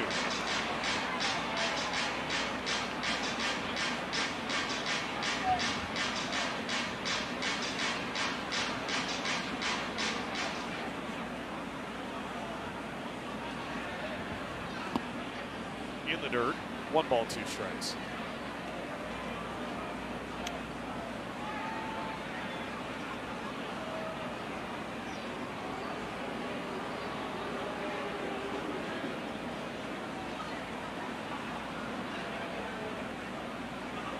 One and 2.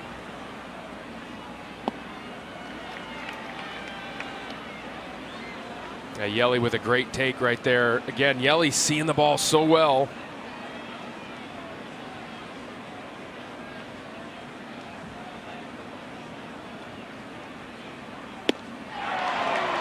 A tough cutter right there to get Yelich on strike 3. This guy's kind of been scattering the ball all around, effectively wild a little bit. And check out this replay on that cut fastball from Moran. Tough pitch. You can tell Yelly a little bit frustrated.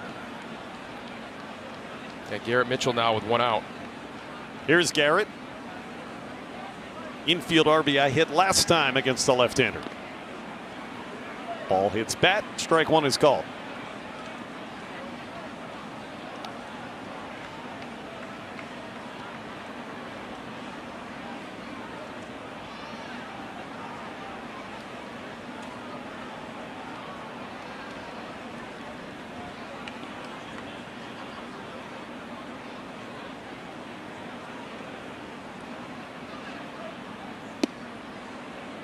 Oh, and 2.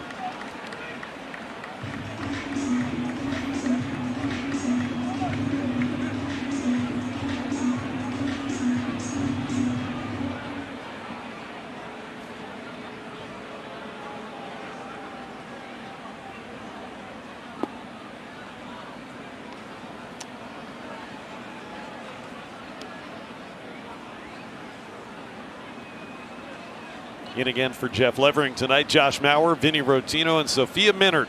Our entire crew on Brewers TV. Glad to have you along. That's strike 3 to Mitchell. Back-to-back strikeouts for Moran. You can tell this guy's tough to pick up. He gets extension down the mound. That's what makes him tough. And he can really backspin the fastball. A couple of strikeouts now to start this inning. And now Bowers. Jeff Levering still battling that stubborn illness. Jeff, we hope to have you back here ASAP. Hope you're feeling better tonight, my friend. We miss you. Keeping the seat warm for you until you return.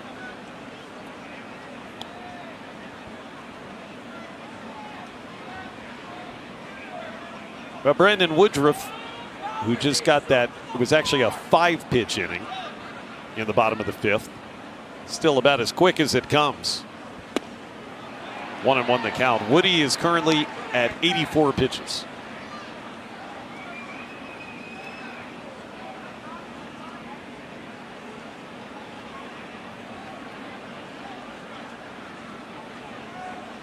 It looks like he might be coming back out, Josh. 1-2. Let's take a look at our Wisconsin Lottery home run leaderboard. Gary Sanchez hit his 3rd in 3 series to lead the team. That was yesterday in Kansas City. Jake Bowers just 1 behind him. On the ground, hard hit, fair ball, and how about Wilson Contreras takes it away. Fantastic there from Wilson. You know he'll have something to say about it too. We go to the bottom of the 6th.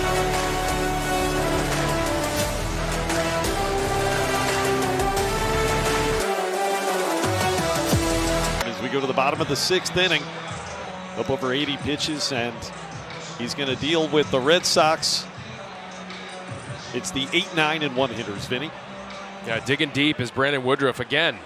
When he is back out there this deep into the game, again, that tells me that he told Pat Murphy, Chris Hook, Jim Henderson he's good to go. Let's see if he get through this 6th. Carlos Narvaez has flown out and grounded out. Cedar Rafaela will follow. And a curveball for a strike.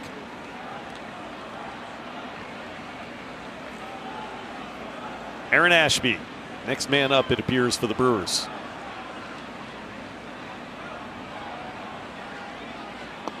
Another good hook, nothing in 2. Yeah, back-to-back curveballs. Brandon Woodruff mixing it up now, 3rd time through the order. You take a look at the 5 runs that he's permitted tonight. That can be a bit misleading. Yeah. A lot of soft contact.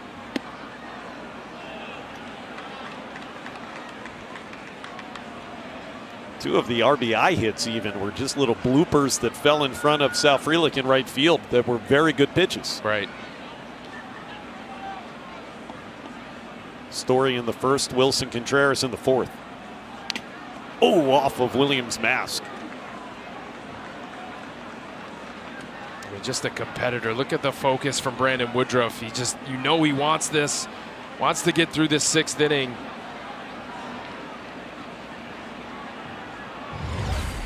Take a look at this pitch right here. That's a four-seamer right off the mask of William. He's all right. That's why you wear them. Check swing foul here by Narvaez. He knows the pain of a foul ball off a mask too. Fellow catcher. They can share some empathy in that moment.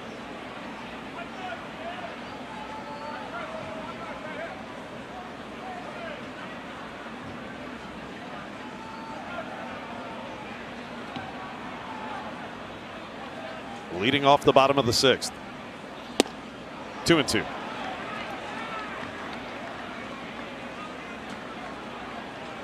Brewers coming in 7-2. They've won their first 3 series of 2026. Red Sox MLB worst 2-7. They have lost all 3 series that they've played. So a couple of teams that have had pretty much mirror opposite beginnings to the season, the long season, and those early games, they tend to get magnified. Right. Especially here in Boston, right? This will be the 8th pitch to Carlos Narvaez. We'll see a 9th. That was a good cut at a fastball. How about 94 from Woody there? Yeah, Some of his best velo. Reach it back. Take a look at the best records in Major League Baseball. The Brewers, Dodgers, and Yankees all at 7-2.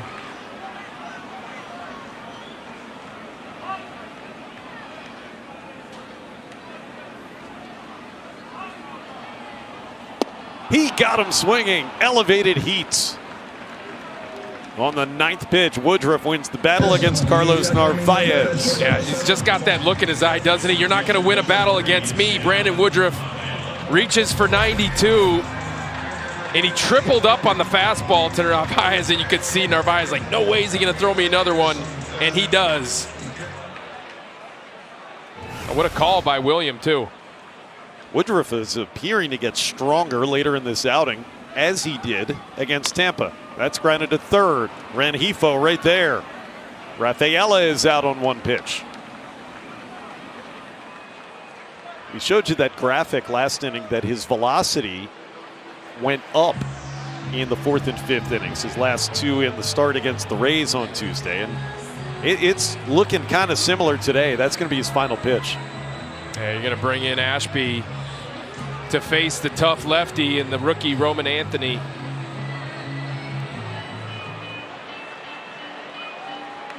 What an effort by Brandon Woodruff. 94 pitches. He ended up retiring the final 6 batters that he faced and leaves in a tie game.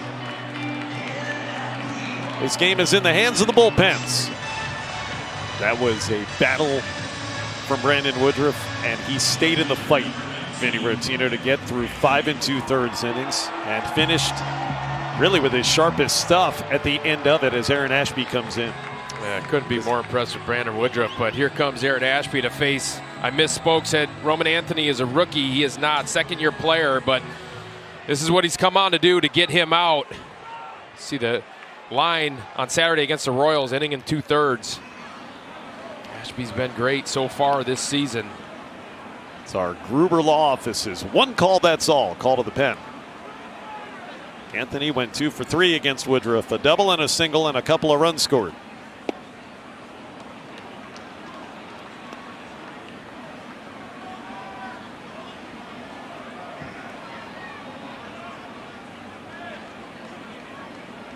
Aaron Ashby, the bearded left-hander.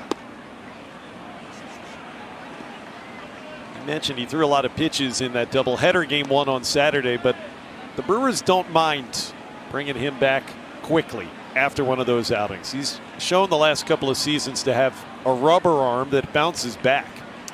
Yeah, just blessed with a great arm that's able to come back and have great stuff. A 97 sinker from the left side. Roman Anthony hasn't seen that yet in his big league career.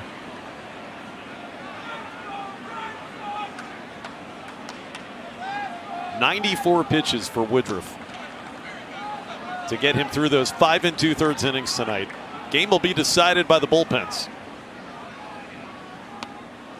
3-2 on Roman Anthony. This is the first time the Brewers have faced Roman Anthony, Vinny. He had not yet been called up when Milwaukee swept Boston in that series at home right around Memorial Day last year. Right, good looking player. Payoff coming. In the left, playable. Blake Perkins waving to call and catching the 3rd out. Between Woodruff and Ashby, a 1-2-3, bottom of the 6th. Still tied in Boston. Tonight's game reset is presented by Toyota. Through 6 eventful innings at Fenway, we're tied up at 5. The Brewers scored 4 in the 4th. And a great stat there. 6 of the 8 hits they have tonight have not left the infield. Brandon Woodruff made it through 5 2/3 innings. And we are tied as Giovanni Moran continues for the Red Sox into the 7th. Kind of a bullpen saver for the Red Sox is Moran. He's pitched well. He's gone 2 innings thus far. Gave up the tying run in the 5th after some soft contact. And he's ahead of Luis Rengifo here, a couple of strikes. Ryan Watson, Rule 5 pick for the Red Sox, heating it up.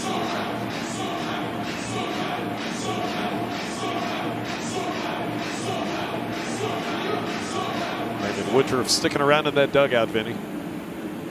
He wants to see this Brewers team pull this one out. He struck him out. Moran has been really, really solid.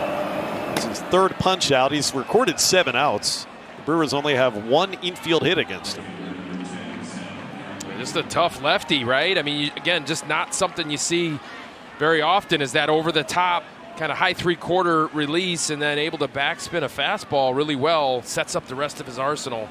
A good changeup there to Rengifo. Frelick pops a foul into the seats. And he's still got 2 more left-handed hitters due up this inning, so Alex Cora is figuring no reason to make a change. Hey, we got some BC Eagles supporting Sal Frelick here tonight.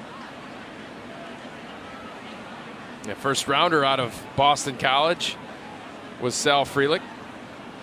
Also who you call basketball for, isn't that right, Josh? That's right. I'm always amazed that when I go back to Boston College during the baseball offseason and I broadcast some basketball games, Sal is always around. He's the mayor. He knows everybody, and everybody knows Sal in these parts, I promise you. Got a new bat, and it's now 1-1. I would imagine no one's wearing his college, his collegiate number at Boston College. Probably retire that thing sooner than later. On the ground, just foul. You get to Boston College from Fenway, you just drive down Commonwealth Avenue. Take it right there. About 3 or 4 miles. Okay. We can hop on the T. Is that the transit system here? Yeah, it's the Is it? above ground subway. Okay. It's called the T? The T. Take the T from Kenmore. 2-2.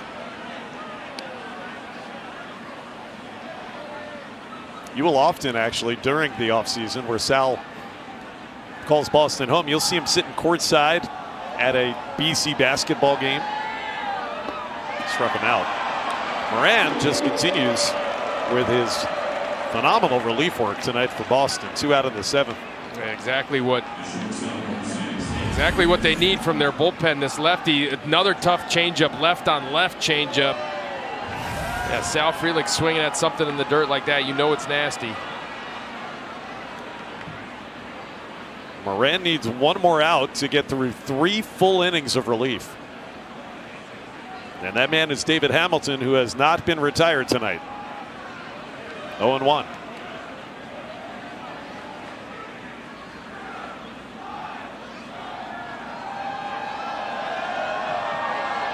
Hamilton did walk against this pitcher back 2 innings ago. Down the foul line, third base side, Durbin with a play. Caleb Durbin staggered but caught it. 1-2-3. Moran has kept this game tied as we stretch at Fenway Park.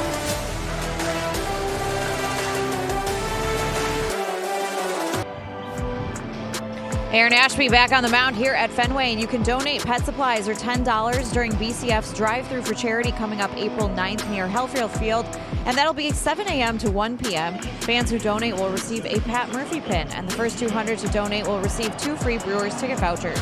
The drive for charity is presented by BCF's Leadership Council and News Radio 620 WTMJ. You can go to brewers.com/BCF and get more information. Thank you, Sophia. Aaron Ashby going back to the mound, as you said, to face Yoshida in a tie game, bottom of the 7th inning.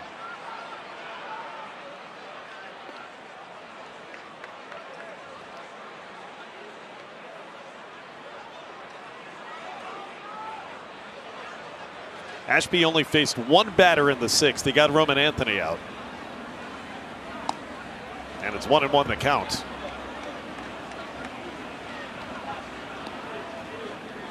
Red Sox had a 3-0 lead through 3 innings tonight.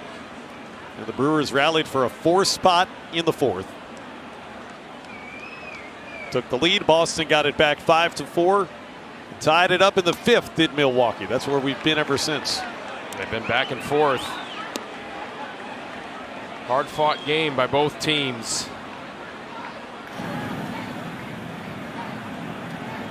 Grant Anderson warming in the pen.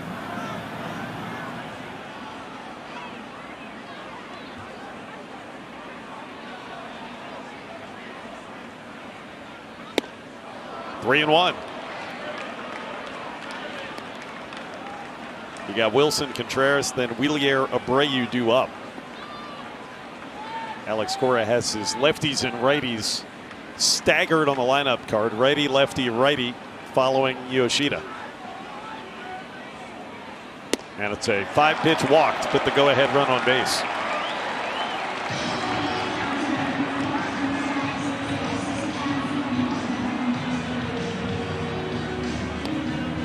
If you're Aaron Ashby in this situation right here, just tell yourself to stay back over the rubber just a little bit longer and get a ground ball. Wilson Contreras can hit into a double play with the best of them.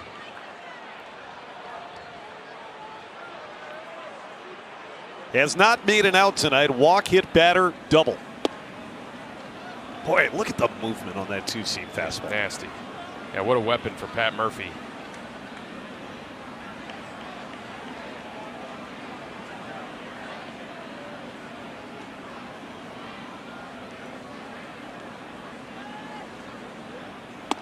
And now he chases a changeup. It's 0-2.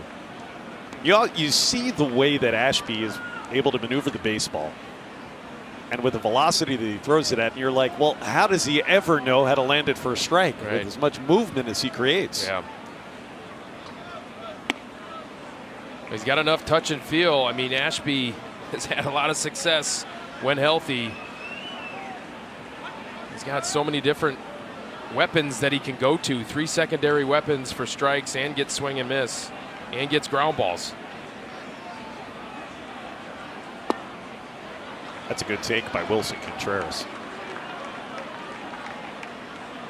Wilson right in the middle of it, back in that 2-run third inning, hit by a pitch, at least ruled to have been, barked at Brandon Woodruff and anybody else that was within earshot of him for a good 5 to 10 minutes after that.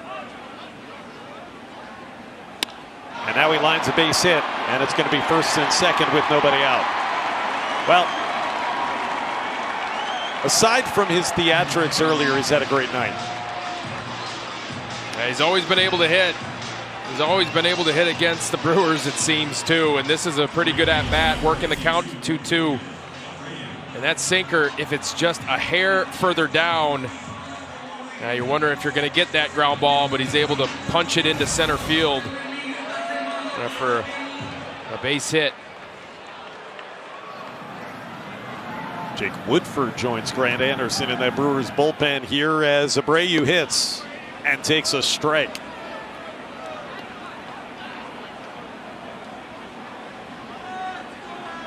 One of the best in the American League thus far this season, but the Brewers have kept Abreu in check. Only an RBI on a fielder's choice.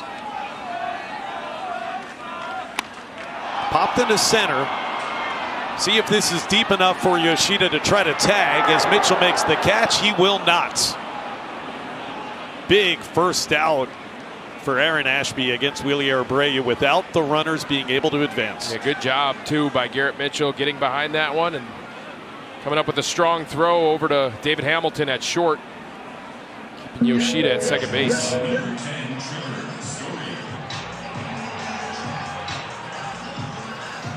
And now Trevor Story, who's driven in a pair.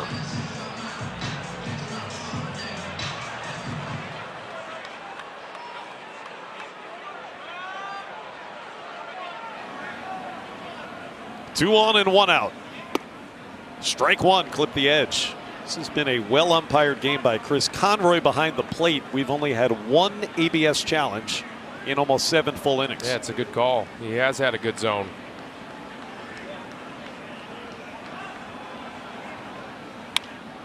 That's a little blooper into right. Sal Frelick, good closing speed for the second out.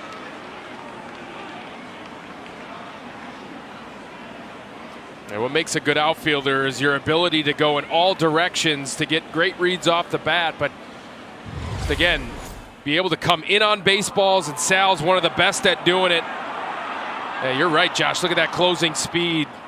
to haul that one in.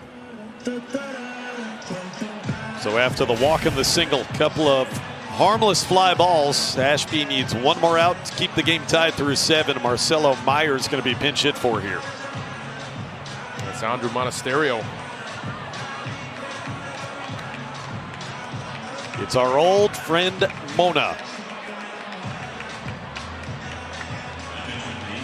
Part of that same deal that the Brewers sent Caleb Durbin over to the Red Sox a couple of months ago. Kyle Harrison, David Hamilton. Shane Drowan was in that trade also, who's in the bullpen for Milwaukee tonight. Monasterio was a very popular guy in that Brewers clubhouse for the last few seasons. Yeah, it's the team guy who came through a lot in these types of situations for the Brewers.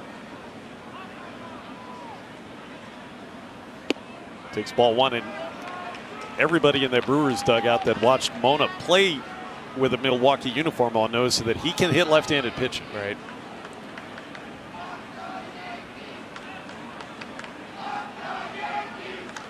So teammates collide here in the 7th. Former teammates. And it's 2-0. Yeah, everybody in that deal, all 6 players in that deal, 5 of the 6 are here. The only one not is Anthony Siegler. And he's injured for Boston. Popped him up. Frelick drifting over to his right. Sal still going to his right. He got there. And Ashby gets into and then out of trouble. Unscathed. We are tied into the 8th.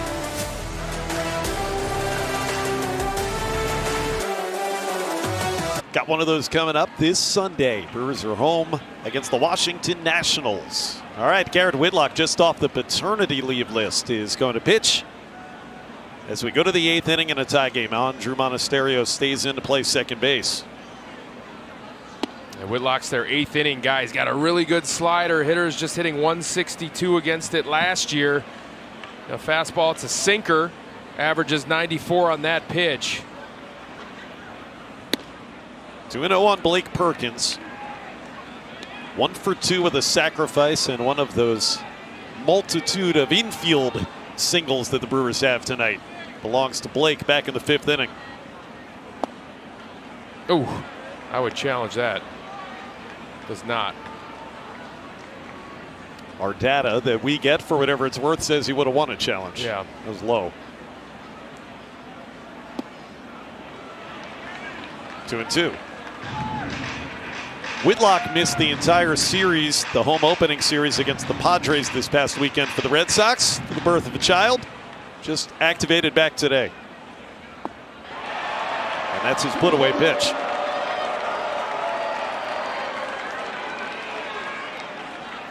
One down for Bryce Terang.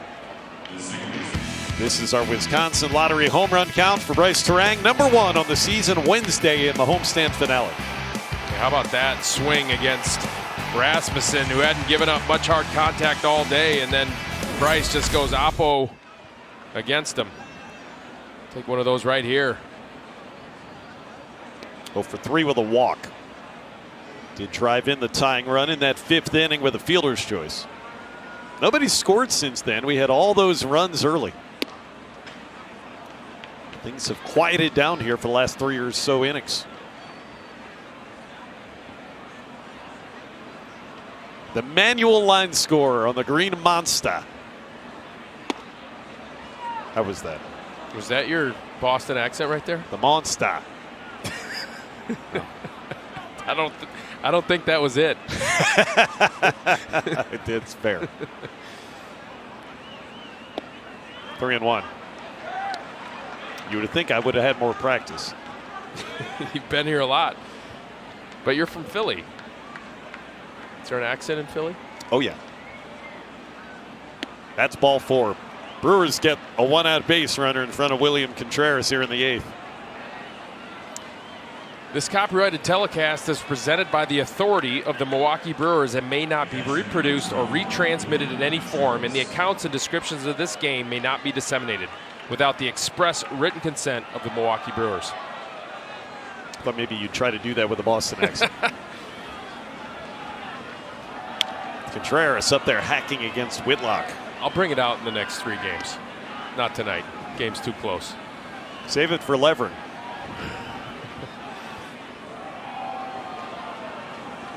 Both of the Contreras brothers have made an impact on tonight's game. So Williams been on base twice, also reached on an error and drove in a run. And his older brother has been on base 4 times.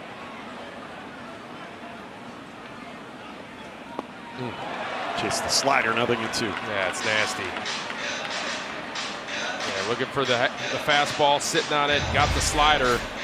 And take a look at this pitch right here. Just was a left turn right at home plate.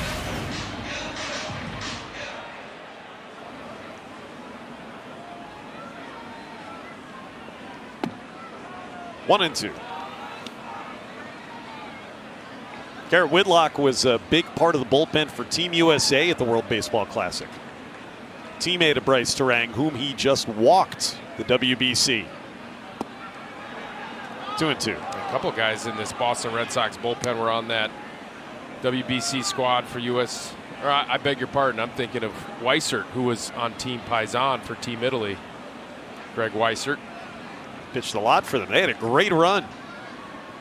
The Italian team. Did he go? Yes. In fact, they didn't even appeal.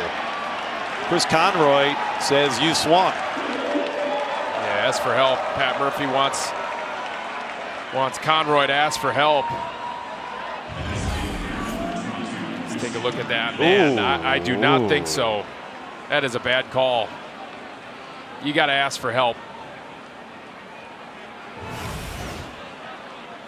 You got to credit William Contreras for not barking too much, though, because he wants that for his pitchers. You're right. And the catcher values that relationship with the umpire more than anybody else on the field. That's a good call, Josh. But you're right, didn't look like he actually swung.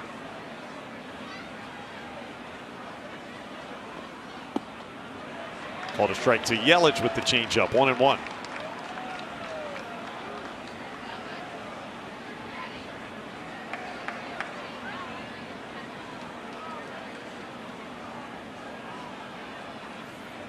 Terang has not shown an inkling to try to steal second base yet since he walked a couple of batters ago. You wonder if he will here with Yelich up. One thing that does happen if he steals, Yelich loses the hole on the right side. Christian often hits ground balls to that hole. And now 3-1. You're going to let Christian Yelich swing away right here. Something to drive.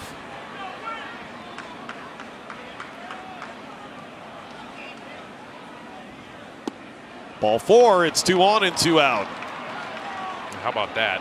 I mean, they know how dangerous Christian Yelich is right now, swinging the bat. They throw him a 3-1 changeup. Wanted no part of him. How about this run differential, 8th inning or later, plus 13, first in baseball.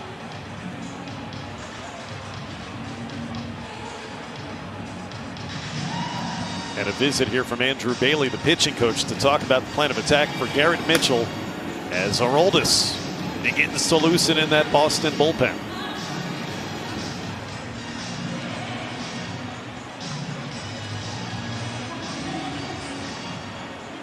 You think Vinny just talking about the game plan? How do you attack Garrett Mitchell? Was that the reason for that visit? Yeah, very likely, right? This is obviously probably the biggest at bat of the game for Boston right here. If Mitchell can drive something, push a couple runs across, Brewers are gonna hopefully be able to pull this one out. That was a borderline strike. Just one challenge remaining, though. 1 for 4, an infield RBI hit, and it's 1-1. Now 12 RBI on the season for Garrett Mitchell. This is only the 9th game that he's played. 2-1.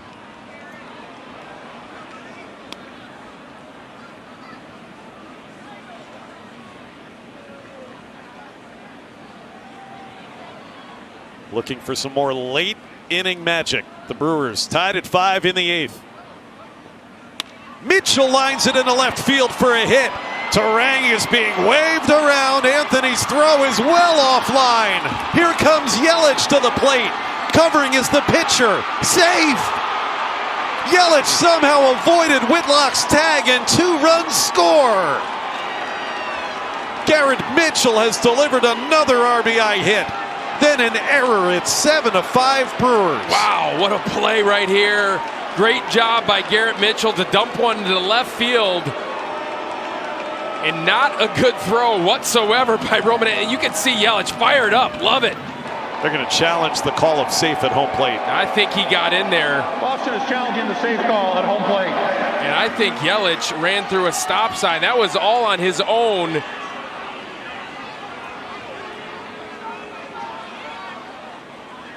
There's going to be at least 1 run. We know that for sure. The Brewers at worst lead the game 6-5, but if the call stands, it's 7-5 inning. Oh, what a nice job. Stand with that pitch, dumping it into left field. Look at that throw by Roman Anthony. Yikes. And Yelich just on his own plays right in front of him and says, I can make it. And I think that hand got in there. This will be definitive, I think. I think that finger got in there. What a close play. I mean, why not challenge if you're the Red Sox, right? Wow, what a slide. This is a Wintrust Bank replay review being handled by the umpires in New York City. Yeah, you can see Yelich sliding towards that first base side of home plate. I thought he got his fingertip in there. I love it, how fired up Christian Yelich is. After review, the call on the field stands. The runner is There safe. you go. Boston will lose its challenge. It's a 2-run play. Garrett Mitchell, another RBI. How about a lucky 13 runs batted in for Mitchell? Have a start to your season, Garrett Mitchell, against a really tough reliever in Garrett Whitlock. What a big base hit. And the batter, Mitchell, never stopped running, Vinny. He's at third base. Jake Bauers over towards his own dugout. As that play unfolded at home plate on the error by Roman Anthony. Look at that swing, though. Just stays right on that pitch. And then take a look as he's watching the play unfold. That is as close as it gets. And then take a look. Mitchell just says, okay, I'm going to go ahead and take third. And now you're a wild pitch away from increasing this lead to 3. That's heads up. Watch this. This is as everything's unfolding at home plate. The call of safe is made, and Garrett Mitchell just never stopped. Drive by Bauers, deep right. Abreu, just enough room. Banging into the right field fence in front of the Brewers bullpen, Wheelier Abreu. A 2-run lead for the Crew as we go to the bottom of the 8th at Fenway. Grant Anderson coming on in. Garrett Mitchell's driven in 2. The Brewers lead by 2 as Grant Anderson takes over for the bottom of the 8th.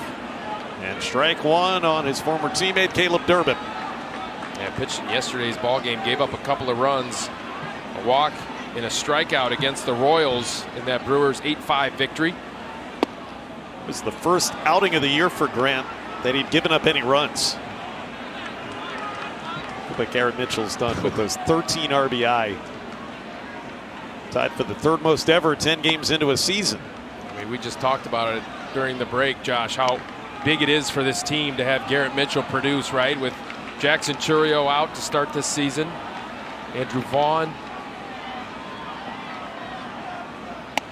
Durbin lays off the sweeper, 2-2. Caleb Durbin's had a good night at the plate. He's 2 for 3 with a double.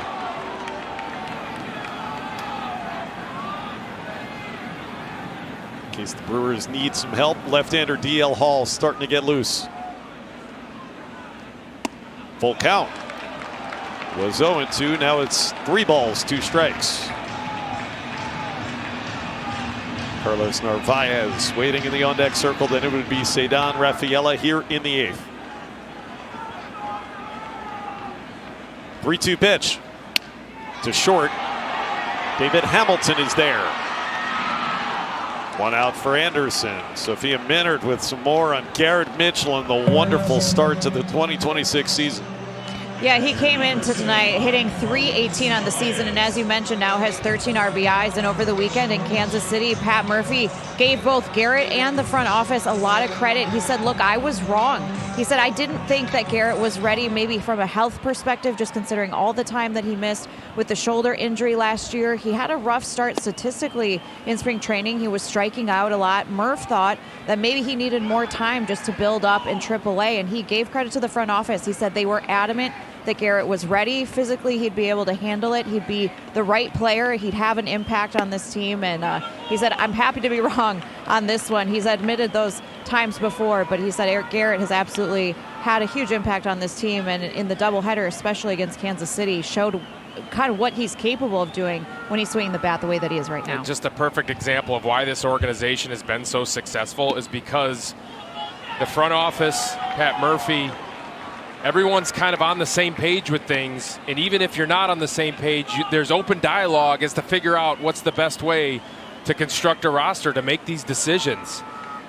And you don't get that everywhere, right, around baseball. Matt Arnold has created this culture. Pat Murphy's created this culture, and it's just so impressive. You and I were listening to those comments that Sophia just relayed. We played it in our Brewers postgame show, and you and I looked at each other and said, wow, it's amazing that Murph's going to be that honest. Right. That's a strike. 3-2 on Narvaez. How many managers would openly admit, hey, look, I was wrong? He didn't have to tell everybody that story that he had thought differently than his front office about Garrett, but he offered that up. Well, why do you think he gets so much buy-in from his players? Because of that kind of communication. 3-2. To center. Garrett, why don't you catch fly ball now? He does. It's like he knew we were talking about it. Good start for Anderson. 2 batters have gone 3-2, and he's gotten each of them out.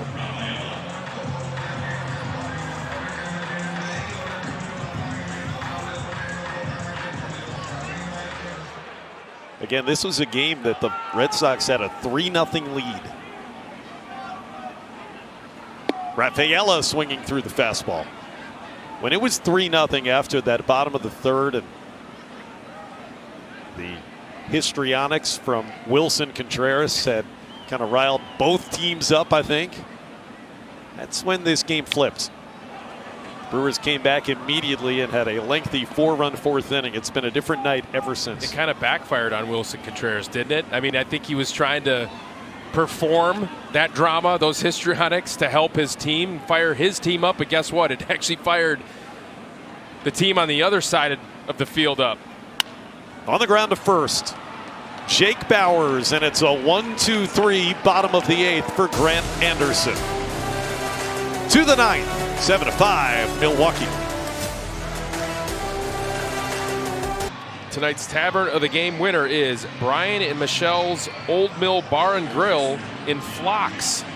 If the Tavern calls the Milwaukee Brewers by 10 a.m. tomorrow, they will receive 40 tickets to a Friday night game in the Miller Lite Beer Pen.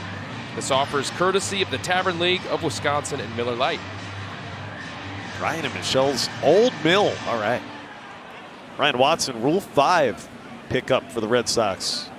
Sticking on the Major League roster. Comes in for the 9th, and Luis Rengifo greets him.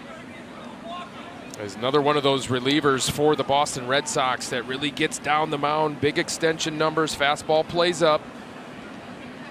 He's got a full arsenal as he was a starter with the Giants. Rule 5 pick. 6 walks in 6 innings, or in 5 innings of work, I should say. Look who's getting ready for the 9th inning, it appears, for the Brewers tonight, Vinny. And that, I think, a big byproduct of maybe no McGill available, maybe not even Abner Uribe. Yeah, back-to-back for both those guys.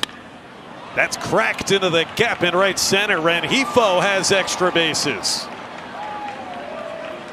Abreu plays it in. It's a leadoff double. First time tonight, Luis has found his way on base. Yeah, Luis Rengifo says, hey, guys, we're not done yet offensively, and he wraps a leadoff double into the gap. This is a good swing right here from Rengifo.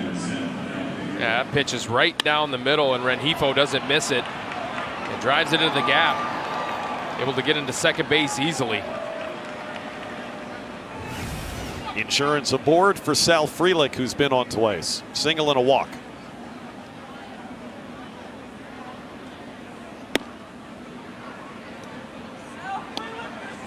I don't know if he was really going to bunt or if he was just bluffing to get the infielders moving. But if he was, I guarantee you he was doing that on his own. You got to get the runner over right here. Try and push that third run across. Now he's swinging away and he grounds a base hit into center field. Here comes Rengifo. It's bobbled by Rafaela. Brewers add run number 8.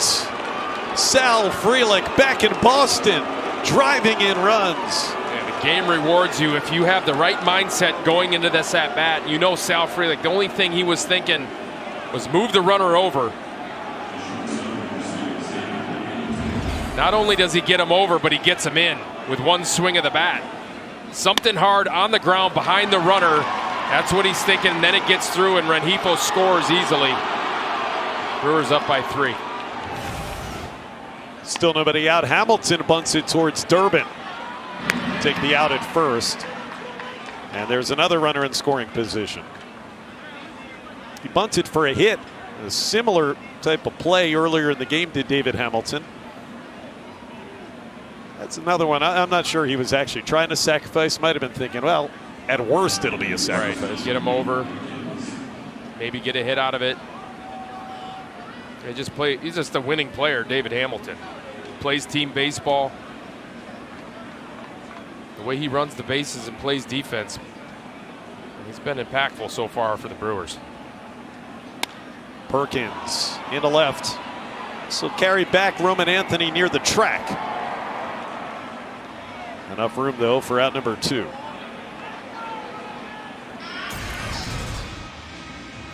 Well, the Brewers got those big 2-out runs to take the lead in the 8th inning on the swing by Garrett Mitchell, then the E7 that added on.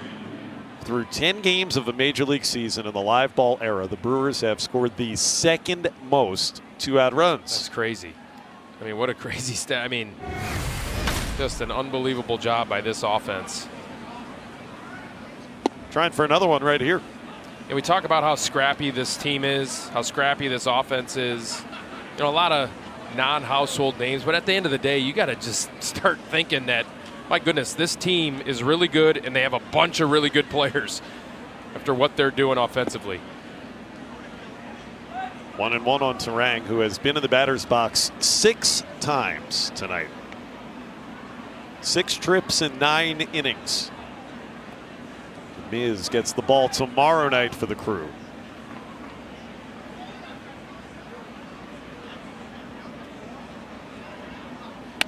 Towards third base, tough play Durbin with a backhand. And a perfect throw across. That'll end the inning. Insurance added thanks to Sal Frelick. Angel Serpa will try for his first save as a member of the Brewers.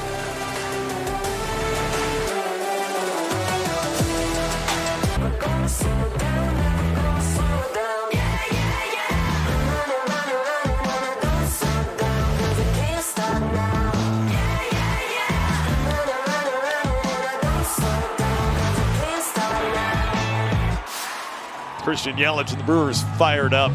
3 late runs to take the lead into the bottom of the 9th inning, and it's Angel Serpa taking over, looking for his first save with the club. Vinny, he was busy yesterday. Yeah, got 5 outs in yesterday's win against the Royals. Gave up 1 hit, 1 walk, 1 punch out through 23 pitches. Let's see how he bounces back after that multi-inning effort in yesterday's game. He gets the top of the order. So it's Anthony and Yoshida, a pair of left-handers due. Roman Anthony to second base. 2 hops. Bryce Terang's got it. 1 out in the home 9th. A big one to get right there for Serpa.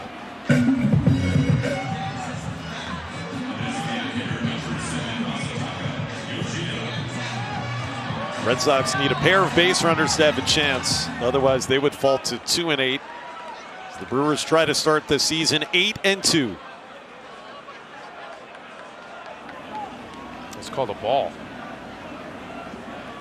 like it was above the zone. Yep. 1-0 the count.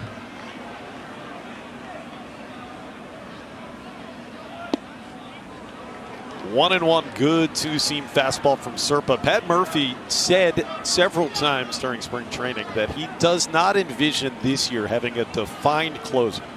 Said that, yeah, Trevor McGill's been so good at that. I love having him in the ninth inning. But he's certainly more than comfortable with Abner Uribe getting those save chances. And he even said, yeah, Angel Serpa, well, depending on the matchups. Yeah, I mean, after what we saw from Serpa, I mean, even last year with the Royals, but in the WBC. I mean, the stuff out of Angel Serpa's left arm is, I mean, beyond impressive. I mean, he's not that big of a guy. I mean, he's about 6 foot 6'1", and he's got an ultra quick arm with a nasty slider.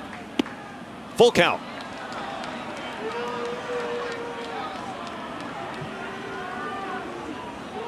Wilson Contreras will get to bat no matter what happens here at least one more time. 1 out in the bottom of the ninth. On the ground to short. David Hamilton fields the second hop. 2 out.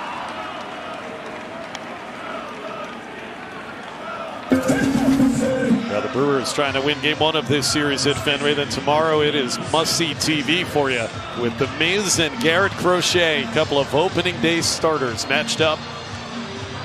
We'll be on the air at 5:30. Those are 2 hard-throwing horses. Wilson Contreras, the last hope for the Red Sox. Yeah, it's going to be fun to watch. There's going to be some fuel coming out of each of their hands tomorrow.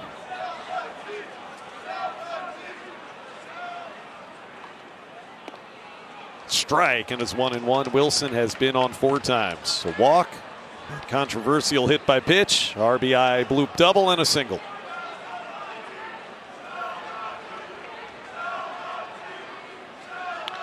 Deep to left. This is a no doubt about it shot for Wilson Contreras, and it's a 2-run game. What a night for the elder of the Contreras brothers.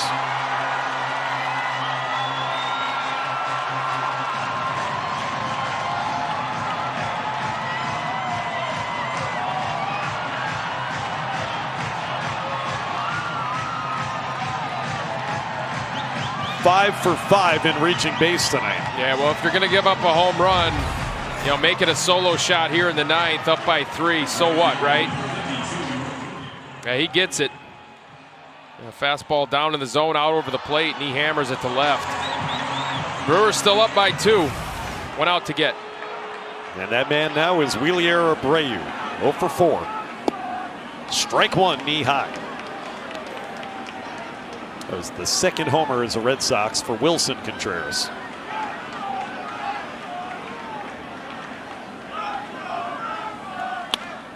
Line towards second and past Turang. The tying run will come to the plate. An impressive single against Serpa for Wheelier Abreu.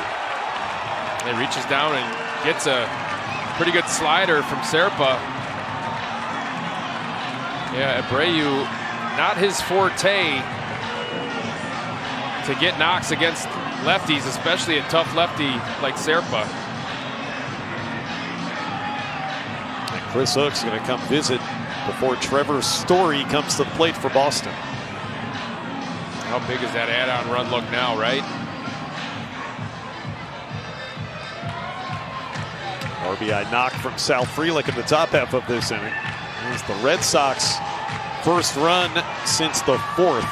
The home run by Wilson Contreras here in the bottom of the 9th.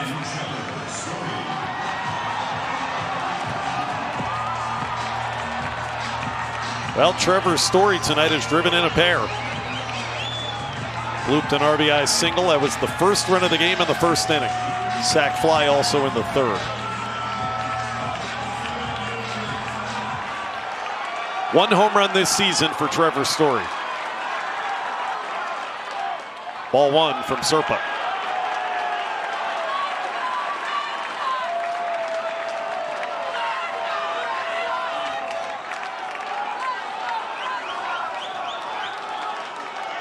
Bowers playing behind Abreu at first. And that's out of play, 1-1.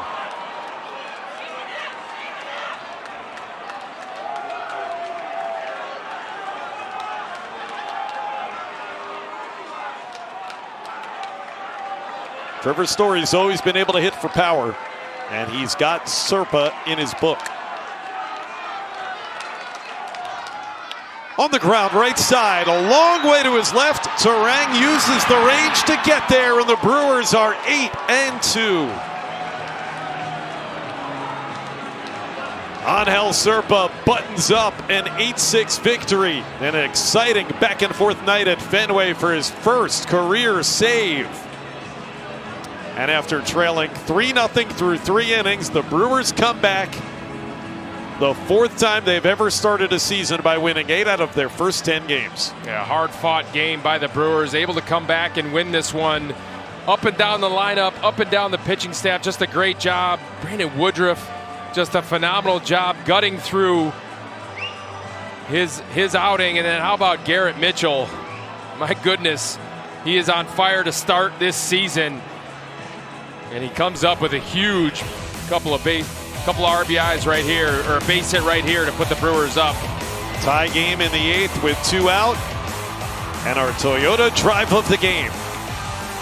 His 2nd RBI of the night. You saw the error on Roman Anthony, allowing a 2nd run to score on the play. How about this Brewers team just playing as a team?